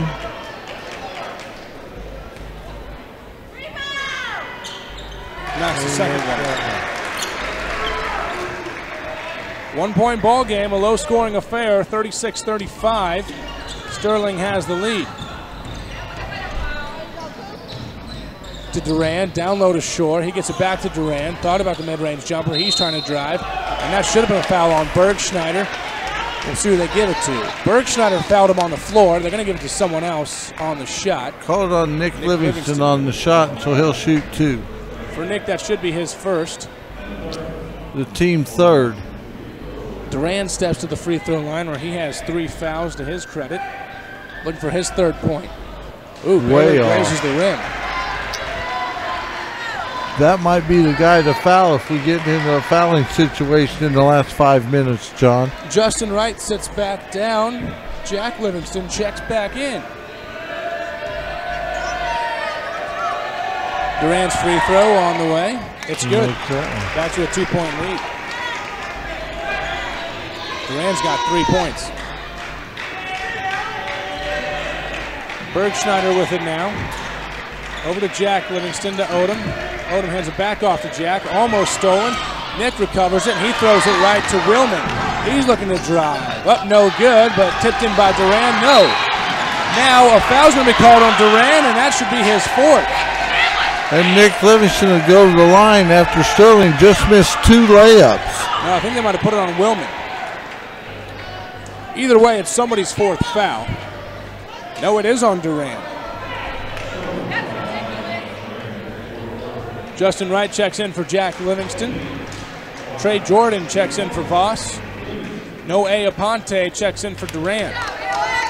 So it's Aponte, Willman, as well as Jordan, Shore, and Ryan on the floor for the Golden Warriors. 1-1 for Nick Livingston, and it rims out. We could have knocked them both down, would have had a tie ball game. For the Tornadoes, it's Nick Livingston, who just missed the front into the 1-1. Jace Bergschneider, Justin Wright, Brandon Odom, and Ryan S. Here's Ryan with it now. Gets it up top to Aponte. Aponte over to Jordan. Back up top to Aponte. Ryan on the left side. To Aponte. Back to Ryan. Just killing some clock again. Golden Warriors with a 2-point lead. Here's Willman now. Shovels it to Aponte. He's dribbling from the right wing up to top of the key. Odom guarding Shore. Jordan trying to drive. S hits the ground off a hard screen set by Shore, and Jordan connects on the jumper. He's got 10. 39-35, and a timeout taken by head coach Ryan Brown. So, Bruce, it's been a tightly contested game. Both teams have led Taylorville's lead as much as 8. As for the Sterling Golden Warriors, their lead as much as 6. It's currently at 4. What's Coach Brown got to say to his team? How do they turn this around? Well, John, you know, we had a 7-point lead earlier in the game. Was it 32-25, something like that? They had a 22-29. 29-22 lead. So we've been outscored 17-6 over the last 9 minutes. We've only hit 1 field goal. And that was in the 4th quarter by Ryan S. and 1 free throw. 3 points in this quarter. That's not really a recipe for success. But I will tell you what, if there's a team that can flip a switch and stop their shooting woes at the snap of a finger, it'll be the Taylorville Tornadoes. With the likes of Ryan S. and the Livingston twins, who can light it up from deep. And Jace Bergschneider can hit a 3 when called upon. Jace hasn't taken the ball the hole, I don't think, all quarter, though. So maybe that's the play that Ryan Brown has drawn up at the timeout. Ryan S. needs to get it in. He finally does to Bergschneider in the backcourt.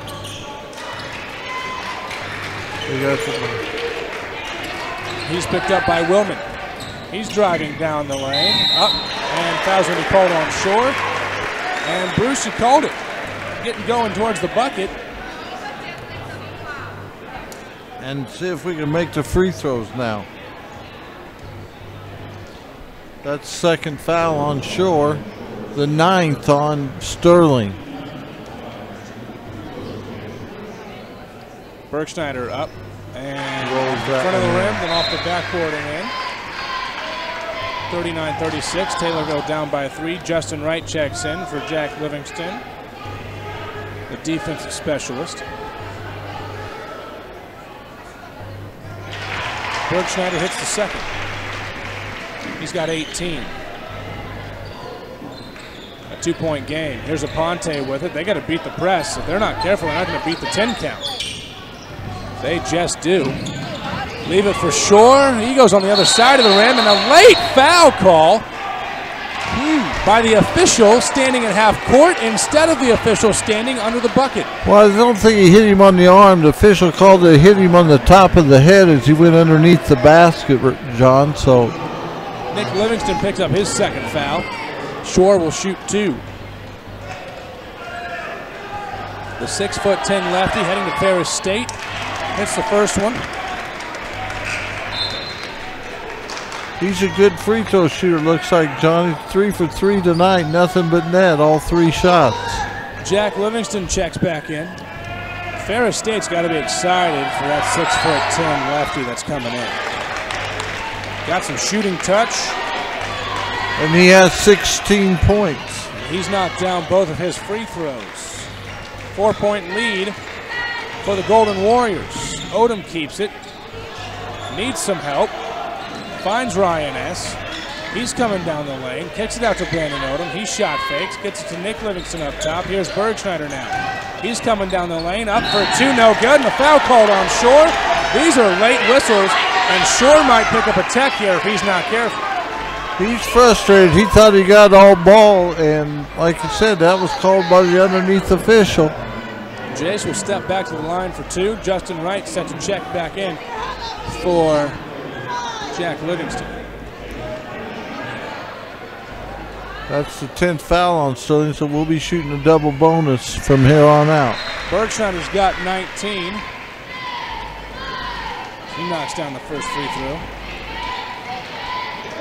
Should be an exciting final 2:45. Taylorville down by 3. Bergschneider trying to cut it to 2. It's on the way, and he does. Bergschneider's got 20, right at his season average. 41-39, a timeout called. It's a full. We'll keep it here. And since that last timeout by Ryan Brown, Bergschneider's taken the ball to the hole both times, drew fouls, and made all 4 free throws. Taylorville's offense seems to run through Jace. He's got 20 of our 39 points. Now, I know Nick Livingston's not having a typical Nick Livingston shooting night. Is there going to be any hesitation in his shot down the home stretch? I don't think so. I haven't seen any hesitation in his shot all year, so I hope not. He's still got confidence that he'll make it. And a good shooter like that always has confidence that the next one's going to go down, John. As for Brandon Odom, he has played more minutes than he's used to. Normally the 6th man off the bench, but he started the second half. And I don't know if we've seen Will Kettlecamp in the I don't think we've seen him here in the second half. And, you know, maybe we'll see him in the last 2 minutes and 45 seconds, but Brandon Odom seems to be handling the ball well, and he's hit free throws. He did miss one on his last try, but I think we're going to leave Brandon in here, and with Jace, hopefully we can get a turnover or a missed shot by Sterling and come down and tie the ball game or even go ahead by 1. Now they've given Brandon open threes. Do you think he's going to start to take one? I hope not. They get it across court to Ryan now. Gets it back to Aponte. They're going to reset. 2:30 left in this contest. Golden Warriors with a 2-point lead. Stolen by the Tornadoes. Stolen away by Brandon. Leaves it for Nick Livingston. He lays it up for 2. We got a tie ball game. 41-41 with 2:20 left to go. Nick Livingston now has 7. Willman with it now. Gets it to Ryan. Thought about the 3. Mid-range jumper from Jordan. It's short. Rebounded by S. They're going to call a foul on Shore. It's his 4th. Brandon Odom made a key defensive play. He's not the person I want shooting the 3, but he made a great defensive play. Got the ball to Bergschneider, who fed Nick Livingston for the bucket to tie the game. And now Bergschneider will shoot 2 shots on the foul by Shore. I'll tell you what, if Shore picks up his 5th here with 2:07 left to go. He's got 4 fouls in the last 3 minutes, John. And Bergschneider to shoot 2, making his last 4. You just do not believe in the broadcaster's jinx, do you? Bergschneider misses that one. 41-41 is our score. Nick Livingston, the lone tornado on the block. Bergschneider hits the second out of the net. He's got 21. 42-41. Tornadoes a 1-point lead with 2 minutes left to go in this contest. Jordan gets it from Aponte, now up court to Willman. Aponte on the left side. Ryan in the left corner now. Back up top to Aponte. Cross court to Willman now. Back to Aponte. They find Shore at the free throw line. He's fouled by Bergschneider. Bergschneider grabbed some wrist, thought he had ball, but that's a good call by the officials. That's just the 5th foul against Taylorville, so Sterling will not shoot. Sterling gets the ball underneath their own basket. Only Jace's 2nd foul. Ryan will take it out of bounds underneath his own bucket. Deep pass to Aponte. He's got it at the free throw at the volleyball line. Odom almost had a steal. And that might have gone under the CTI curtain. Timeout Sterling. Smart timeout here by Sterling. Talk it over. Down by 1 with 1:43 left to go. Bruce couldn't have asked for a better championship matchup. Right, we've seen 2 good games today by Taylorville. A 1-point victory over Galesburg in the semifinal. Now they lead by 1 with 1:43 left. And really, that was their closest game. Their next closest was a loss, a 4-point loss to Lincoln at home on November 30th. All of their wins have been double digits. Correct, except for the Galesburg game. And this one I don't think is going to be double digits either, John. Unless they get short a foul out and Taylorville starts hitting their free throws late. Keep that in mind, folks. Taylorville with no shot clock can hold the ball as long as they well please. And if you're the Golden Warriors down late, you're going to have to foul. And who do you send to the line? It's double bonus the rest of the way for Taylorville. Possession arrow does favor the Golden Warriors. I'm sorry, it favors Taylorville. My apologies. Just seeing if you're still awake, Bruce. I'm still awake. 42-41, team's heading out of the timeout, and we're ready to resume. It's going to be Willman, Shore, Jordan, Aponte, and Ryan. And it's going to be Justin Wright, Nick Livingston, Ryan S., Brandon Odom, and Jace Bergschneider for the Tornadoes. Ball is in Willman's hand, and we're ready to go for the final 1:43. 42-41, Taylorville on top. Ryan with it now. Jordan on the baseline inside the arc. Gets it up top to Ryan, swings it. Now in the hands of Aponte. Jordan, an easy 2 blocked by Livingston, and then Shore misses the dunk, and he's fouled by Brandon Odom. They'll take it out of bounds. That was a heck of a play drawn up by Coach Vasquez for Sterling. They got 3 shots at the basket, none of them went, and finally got a foul on Brandon Odom. Next foul sends the Sterling Golden Warriors to the free throw line for 1-1. And they're talking to Justin Wright again. Nothing happened there. He was just trying to get set on defense. And an offensive foul. If that's on Shore, that's his 5th. What's the call? It is! Shore has fouled out!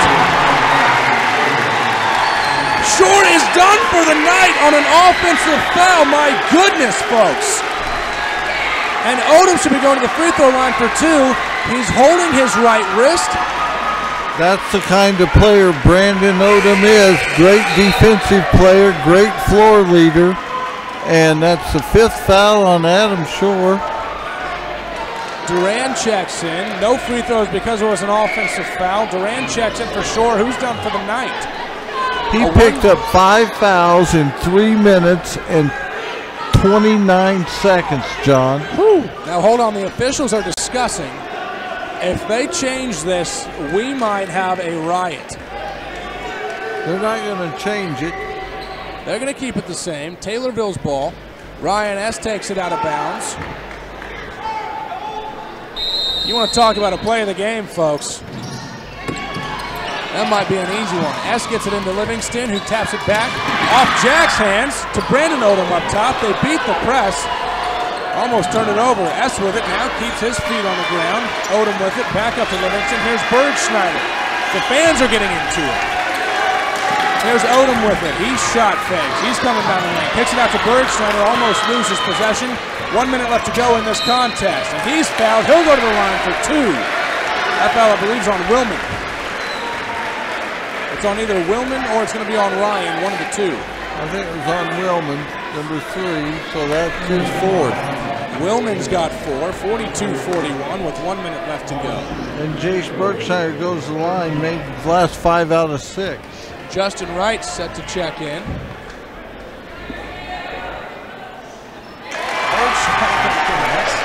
He's got 22.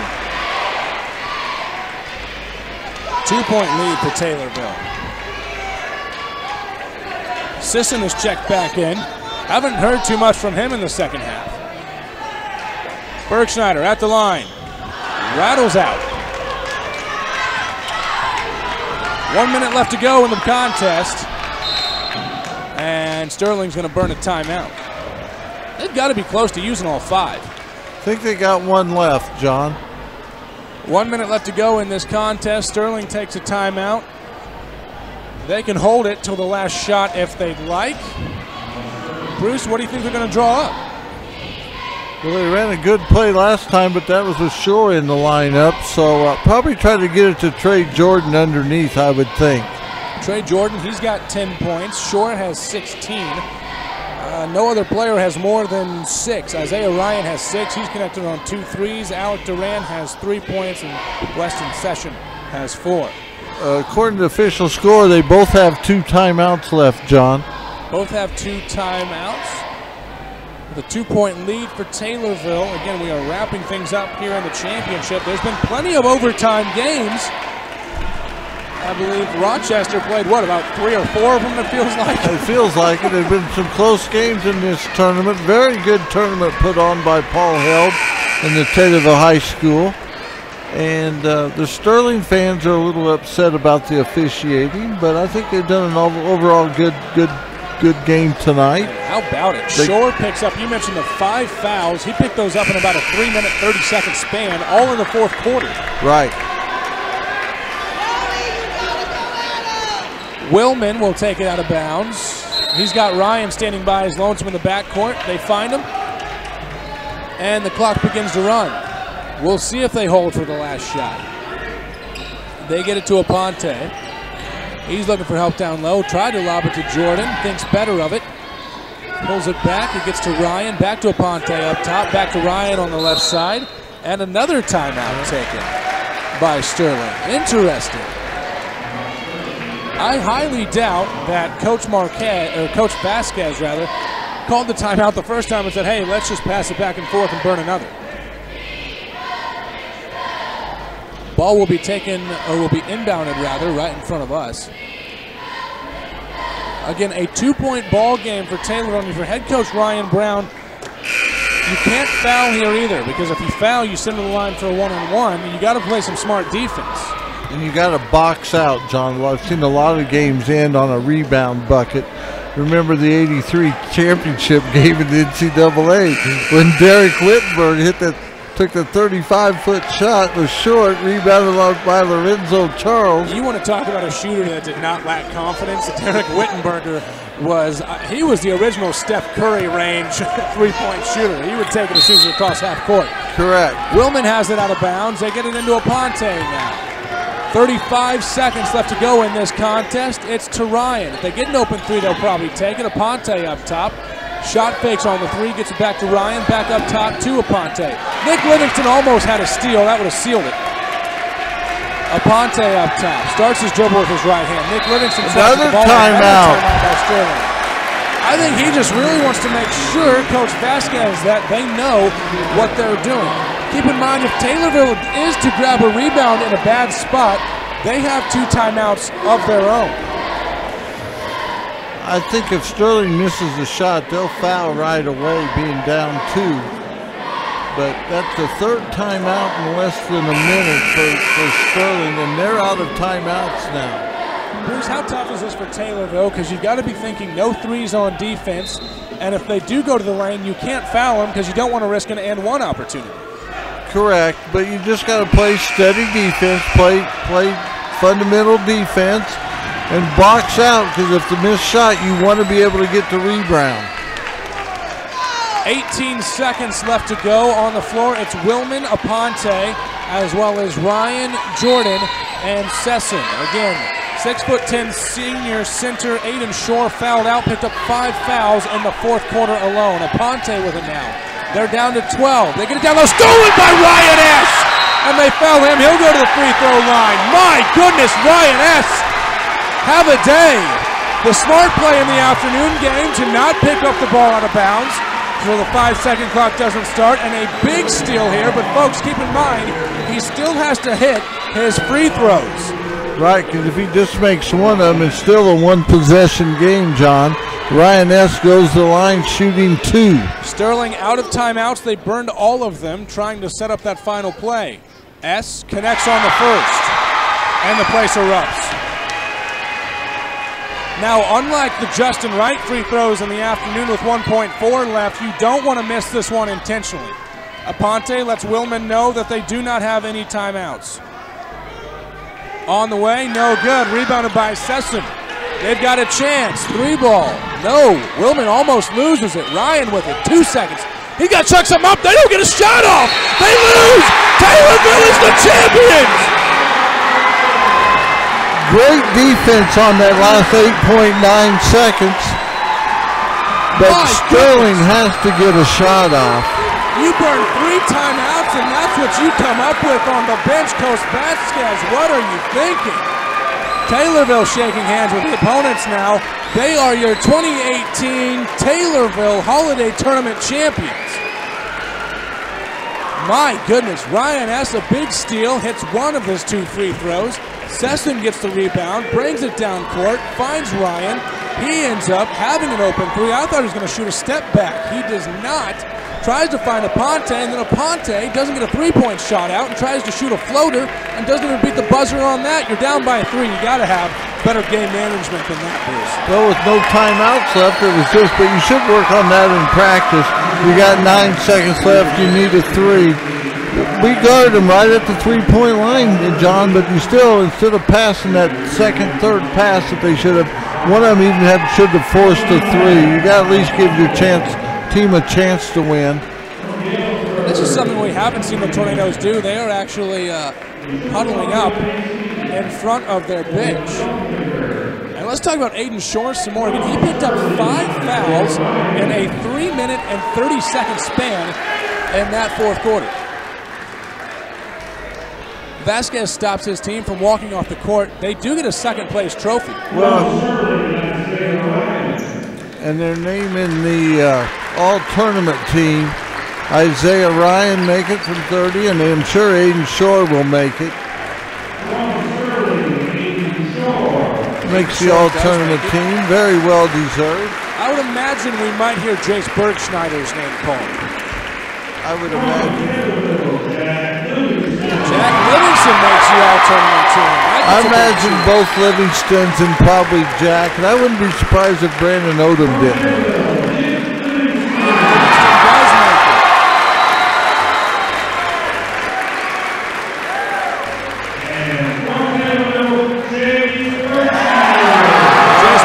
Rounds out your all-tournament 5, so every member of the all-tournament team played in the championship game. Aiden Shore and Isaiah Ryan for the Sterling Gold Warriors, and for the Tornadoes, Jack Livingston, Nick Livingston, and Jace Bergschneider. So a consolation prize there for Aiden Shore as well as Isaiah Ryan getting the all-tournament team, and they do come in second place in the tournament. I'll tell you what, Nick Livingston got out there, showed some great class. He went over to shake the hands of the 2 Sterling players. And here comes the second place trophy presentation to Sterling. Again, a hard-fought battle.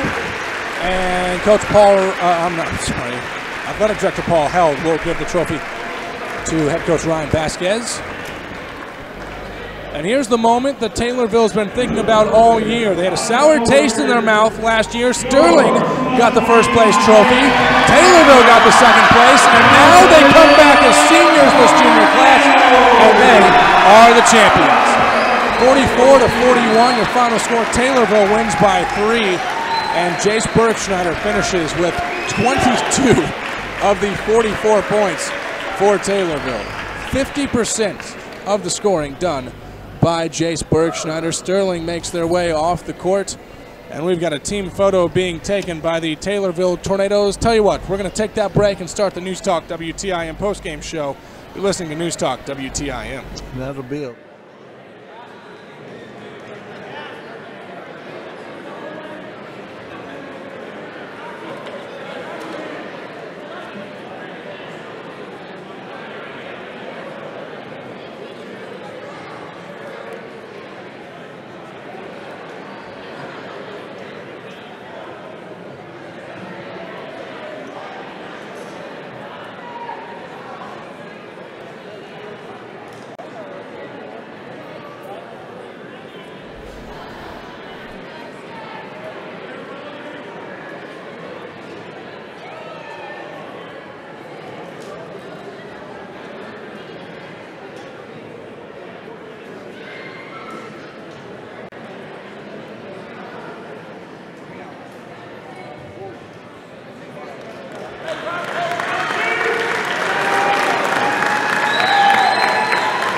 John Bowen back here with you on News Talk WTIM. It's the postgame show. Let's go through a scoring recap. A 4-0 run to start the game for the Golden Warriors, followed up by a 4-0 run for the Tornadoes to notch things up at 4. All 4 of those points, by the way, for the Tornadoes by Jace Bergschneider in that scoring run. Let's see, and then another 4-0 run. Another 4-0 run for the Golden Warriors, making it 8-4. They were doubling up the Tornadoes. And then 10-6, the two teams traded 2-point buckets to get the final score at the end of the first quarter, 10-6. 6 points scored by the Taylorville Tornadoes. No doubt not what they had in mind to start the championship game, but of course when you hold Sterling to 10, it doesn't look quite as bad. A quick bucket in the second quarter to start things off for the Golden Warriors, made it 12-6 as the Tornadoes were being doubled up by the Warriors. Then a little bit of a 4-0 run, a 6-0 run. Tie the game up at 12 with 5:30 left to go in the second quarter. 14-12, 17-12, a 5-0 run for the Warriors. A free throw by Brandon Odom cut the lead to 4, and then a 3-point bucket by, who did make that 3-point bucket? Jace Bergschneider. Yeah, that's right. Jace Bergschneider made a 3 to cut it to 17-16, and then it was 17-18 after a 2-point, or 18-17, my apologies. Taylorville takes the lead with 1:09 left to go. 20-17, the biggest lead of the first half for the Tornadoes was 3 with 46 seconds left to go in the first half. And then 2 free throws by Aiden Shore at the end of the first half got us to our halftime score of 19-20. A 3-ball to start off the third quarter by Nick Livingston with 6:52 left to go in the quarter. Played nearly over a full minute before any team scored. Nick Livingston hit that 3 to expand the lead to 4. Back and forth the rest of the way, 26-22 with 6:01 left to go in the third quarter. Biggest lead of the game for the Tornadoes was 7. That was with 5:10 left to go in the third quarter, 22-9. Taylorville was on top.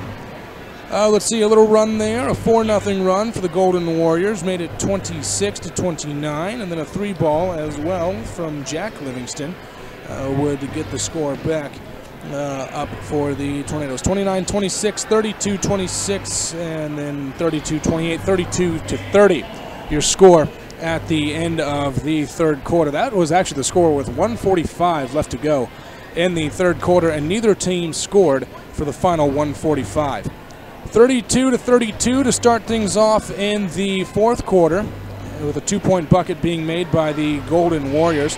Taylorville responded with 2 of their own. The score was notched up 34 apiece with 7 minutes left to go with 1 minute of action passed. The Golden Warriors would take their first lead of the fourth quarter, 36-34. Taylorville would hit 1 of 2 free throws to make it 35-36, a 1-point ball game. And then a free throw made by the Golden Warriors made it 37-35. Back and forth, 39-35, a 4-point lead for the Golden Warriors. 2 free throws made it 39-37, 41-37. Free throws exchanged really late in that fourth quarter, and then we get down to the final minute of play. Well, let's go back to the 2:20 mark. Taylorville was down by 2. Down by 2, 39-41 with 2:20. They'd get a bucket, make it 42-41. They'd have the lead, and with 1 minute left to go, they had a 2-point lead, 43-41, thanks to 2 free throws being knocked down by Jace Bergschneider. Ryan S. would steal a key pass late in the game as they were trying to find Trey Jordan down low. Ryan S. was in the passing lane, intercepted it, fouled immediately, hit 1 of his 2 free throws with 8.9 left rather. And coming down, Isaiah Ryan tried to find his man on the wing. No luck there. He actually ended up passing it to Noe Aponte. And Aponte didn't get the shot off in time. In fact, he stepped inside the arc when they were down by 3. And that is your final buzzer. 44-41. Taylorville gets the win. They are the champions of the 2018 Taylorville Holiday Tournament. 44-41, your final score. Hoping to have a chat with Coach Ryan Brown when we get back on News Talk WTIM.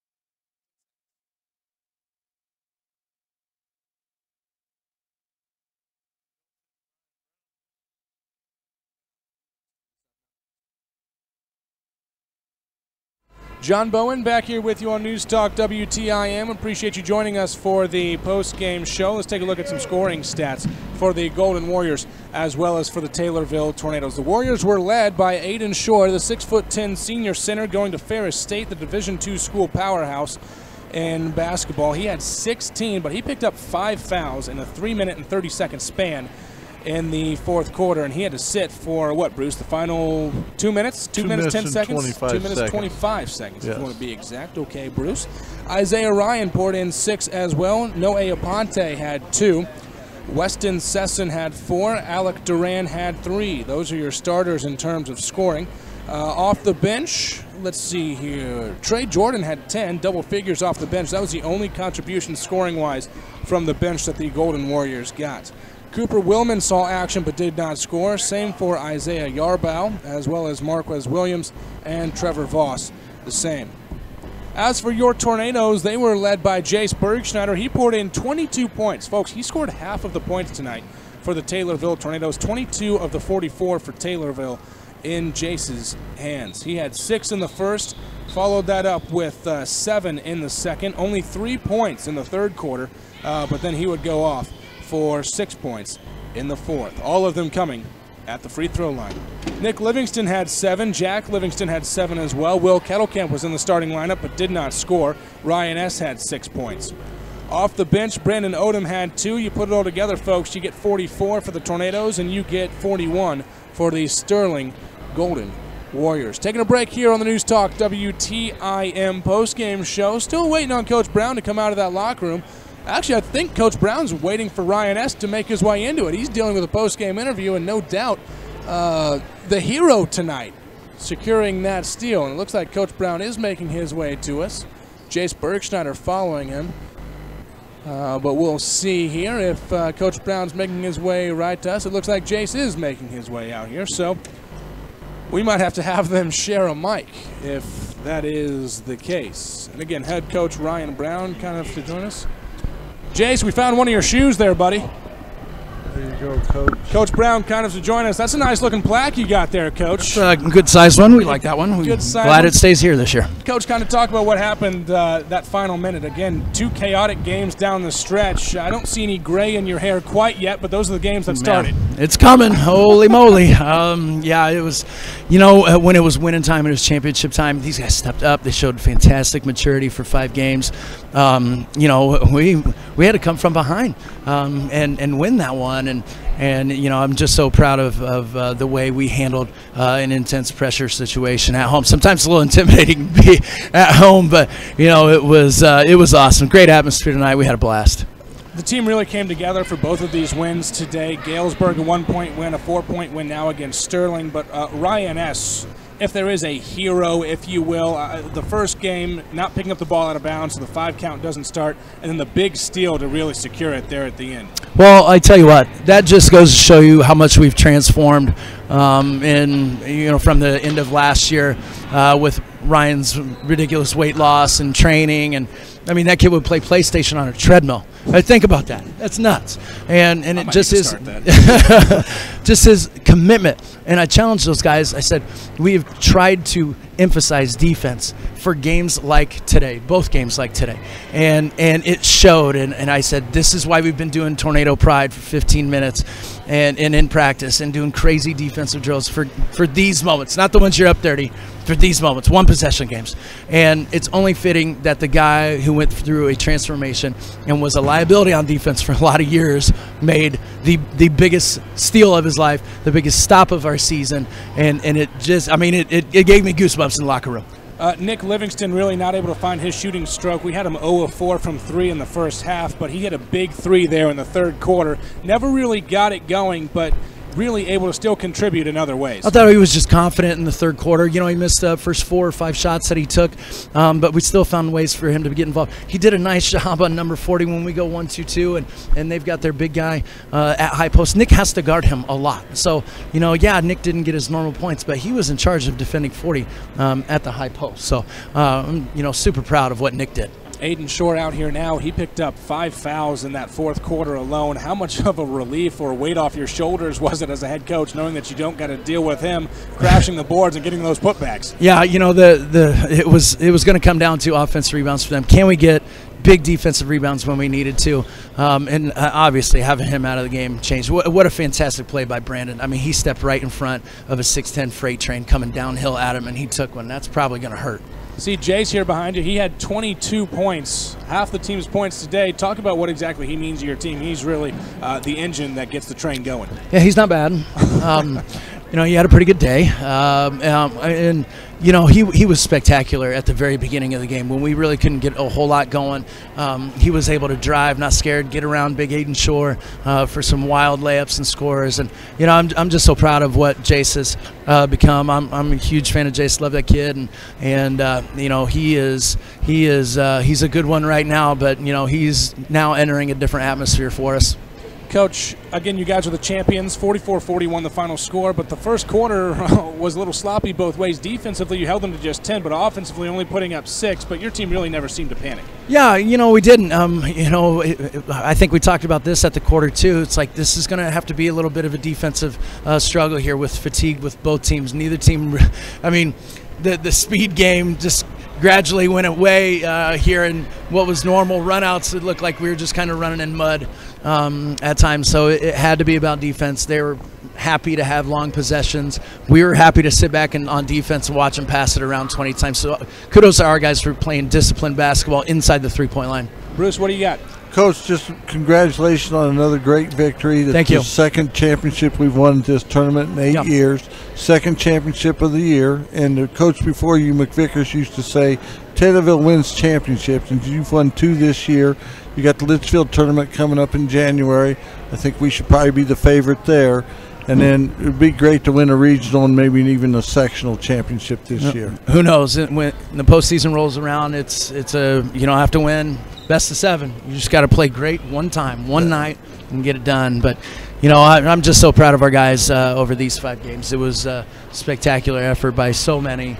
And, you know, it says a lot about, you know, these kids and really buying into playing great defense, and it happened at the biggest moment. I mean, I'm not going to kid anybody. We're not a great defensive team, but in the biggest moment of the season, in the biggest game of the season thus far, we had it and we were locked down. Right, your defense won the game, especially the last 8.9 seconds. Yeah. Do you ever think about fouling there with a 3-point lead under 5-6 seconds? Is that in your game we definitely plan at wanted all? to foul. We knew we had one to give underneath on an offensive rebound, and Jace got that foul on Aiden Shore, so they had to take it out of bounds again. So, I mean, we were all keeping track of the foul count right there. But in that situation, we were so small. And they are just bullies in there. I mean, I just did not want to take a chance of us getting, you know, pushed around a little bit, them getting a quick rebound, quick kick out. I think we're better off just playing great defense, which is what we did. Maybe if we'd given up 70 points, maybe that's a little bit different. Yep. All right. Congratulations again, Coach. All right. Thank you. Coach, appreciate you stopping by. Congratulations. Again, that's head coach Ryan Brown of the Taylorville Tornadoes here on News Talk WTIM. Jace Bergschneider going to grab the mic. We got 30 seconds left, Jace. So all right. Coach Brown took all the time. You took all the time chit-chatting with him. Jace, just kind of talk about what you saw out there tonight. Again, not really in the flow for you guys offensively that we're used to seeing, but you led your team in scoring in the first quarter with all 6 of the points. Sterling's they're a good defensive team, and we knew that we were going to be in for a long haul. You know, everyone was tired. We're all tired. They're tired, so we just had to hunker down, and then whichever team was going to fight harder was going to win that game no matter what. Talk about you guys defensively, especially going against Aiden Shore. 6'10", you don't see too much of that. I know you got called for a couple fouls tonight. Ryan S. had 3, Nick had 2 as well, but you'll give up a couple of those to stop an easy bucket. Oh, yeah, definitely.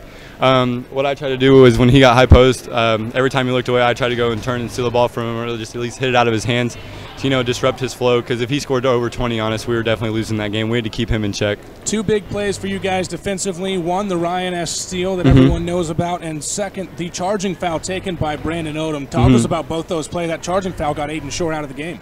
That was huge. The charging foul was actually a lob over the top to Aiden Shore for a dunk, easy 2, and that would have put him up there. And then S Oh, that was a huge play. I wasn't even paying attention. I was guarding the ball, and then I turned, and S has the ball, and then they foul him, and I knew we won right there because I knew S could make his free throws. That must have came from the scouting report because they'd ran that play before, and Ryan just stepped right in front of it. So probably a good scouting report by Coach Brown. Yeah, they ran that play I think a couple of times this tournament, and for all the players that watched it could scout that out, and they knew it was coming. Right. Well, congratulations again, Jake. I know they don't name a most valuable player of this tournament, just all tournament team, but I would think most of the fans at the game tonight would think you were the most valuable player of the tournament. So congratulations. Thank you. I want to say one final thing. Your first game of the tournament was probably one you don't care to ever go through again, getting sick to start the second quarter against was that Mount Zion, correct? Yes. Then you turned that around, had a 3-point game yesterday afternoon against Rantoul, and then a 37-point game in the nightcap against IVC. Against IVC. Somebody said your mother might have made you spaghetti the night you got sick. Is there any truth to that? I mean, she did, but you can't throw his mom under the bus, Bruce. What are you doing? That was the first time I ate a home-cooked meal before a game. Usually I just go with the typical McDonald's. It does the job. So the rest of the year, let's just go with McDonald's, okay? Exactly. I'll get you a gift card. All right, sounds good. All right, thank you very much. You're welcome. Jace, appreciate you stopping by. Thank Congratulations, buddy. Congratulations. All right, we got to take another quick break. When we get back, Bruce has your player and play of the game on News Talk WTIM.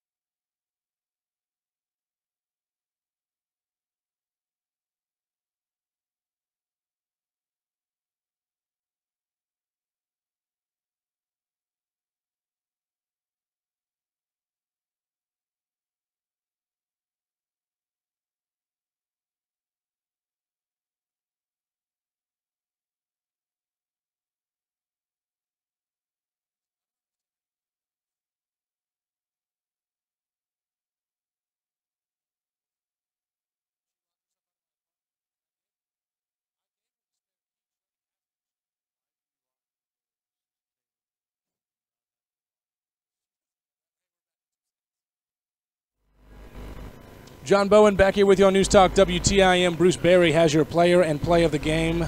Player of the game, Doug McKinney at Country Financial, where they grow with you. Bruce, pretty obvious for your player of the game tonight. Player of the game, Jace Bergsnyder, and player of the tournament over the 5 games. Scored 22, half of our 44 points tonight. Just played great defense on the defensive end, and a player of the game tonight, Jace Bergsnyder. Now for your play of the game, that's a Central Illinois Smiles Family Dentistry play of the game, the play that put the biggest smile on our fans' faces tonight. Bruce, I think you got one or two you got to pick from. And that's probably no surprise. I think the big steal by Ryan S. was put the biggest smile on my face with, under 10 seconds left in the game when he stole the ball and got fouled. So that was put the biggest smile on my face. Hey, one more time, we got to mention Milling Millwork Contracting Incorporated. They provide professional quality craftsmanship. Their location at 405 West Main Cross in Taylorville, where they are fully insured and bonded. That's Milling Millwork Contracting Incorporated, a proud sponsor of the Taylorville Tornadoes. Bruce, you got one more thing? Just wanted to wish everybody a happy New Year, John. Today being the 28th or 29th of December. So happy New Year to everyone, and we'll see you at we'll be on the radio next Friday, I believe, correct? On the 5th. Yep, on the 5th here at home. Evergreen Park up next for the Taylorville Tornadoes. They improve to, are they now 12-1? Yeah, 12-1, and they improve, they improve to 11-1 at home. For Bruce Berry, I'm John Bowen signing off on News Talk WTIM. All right.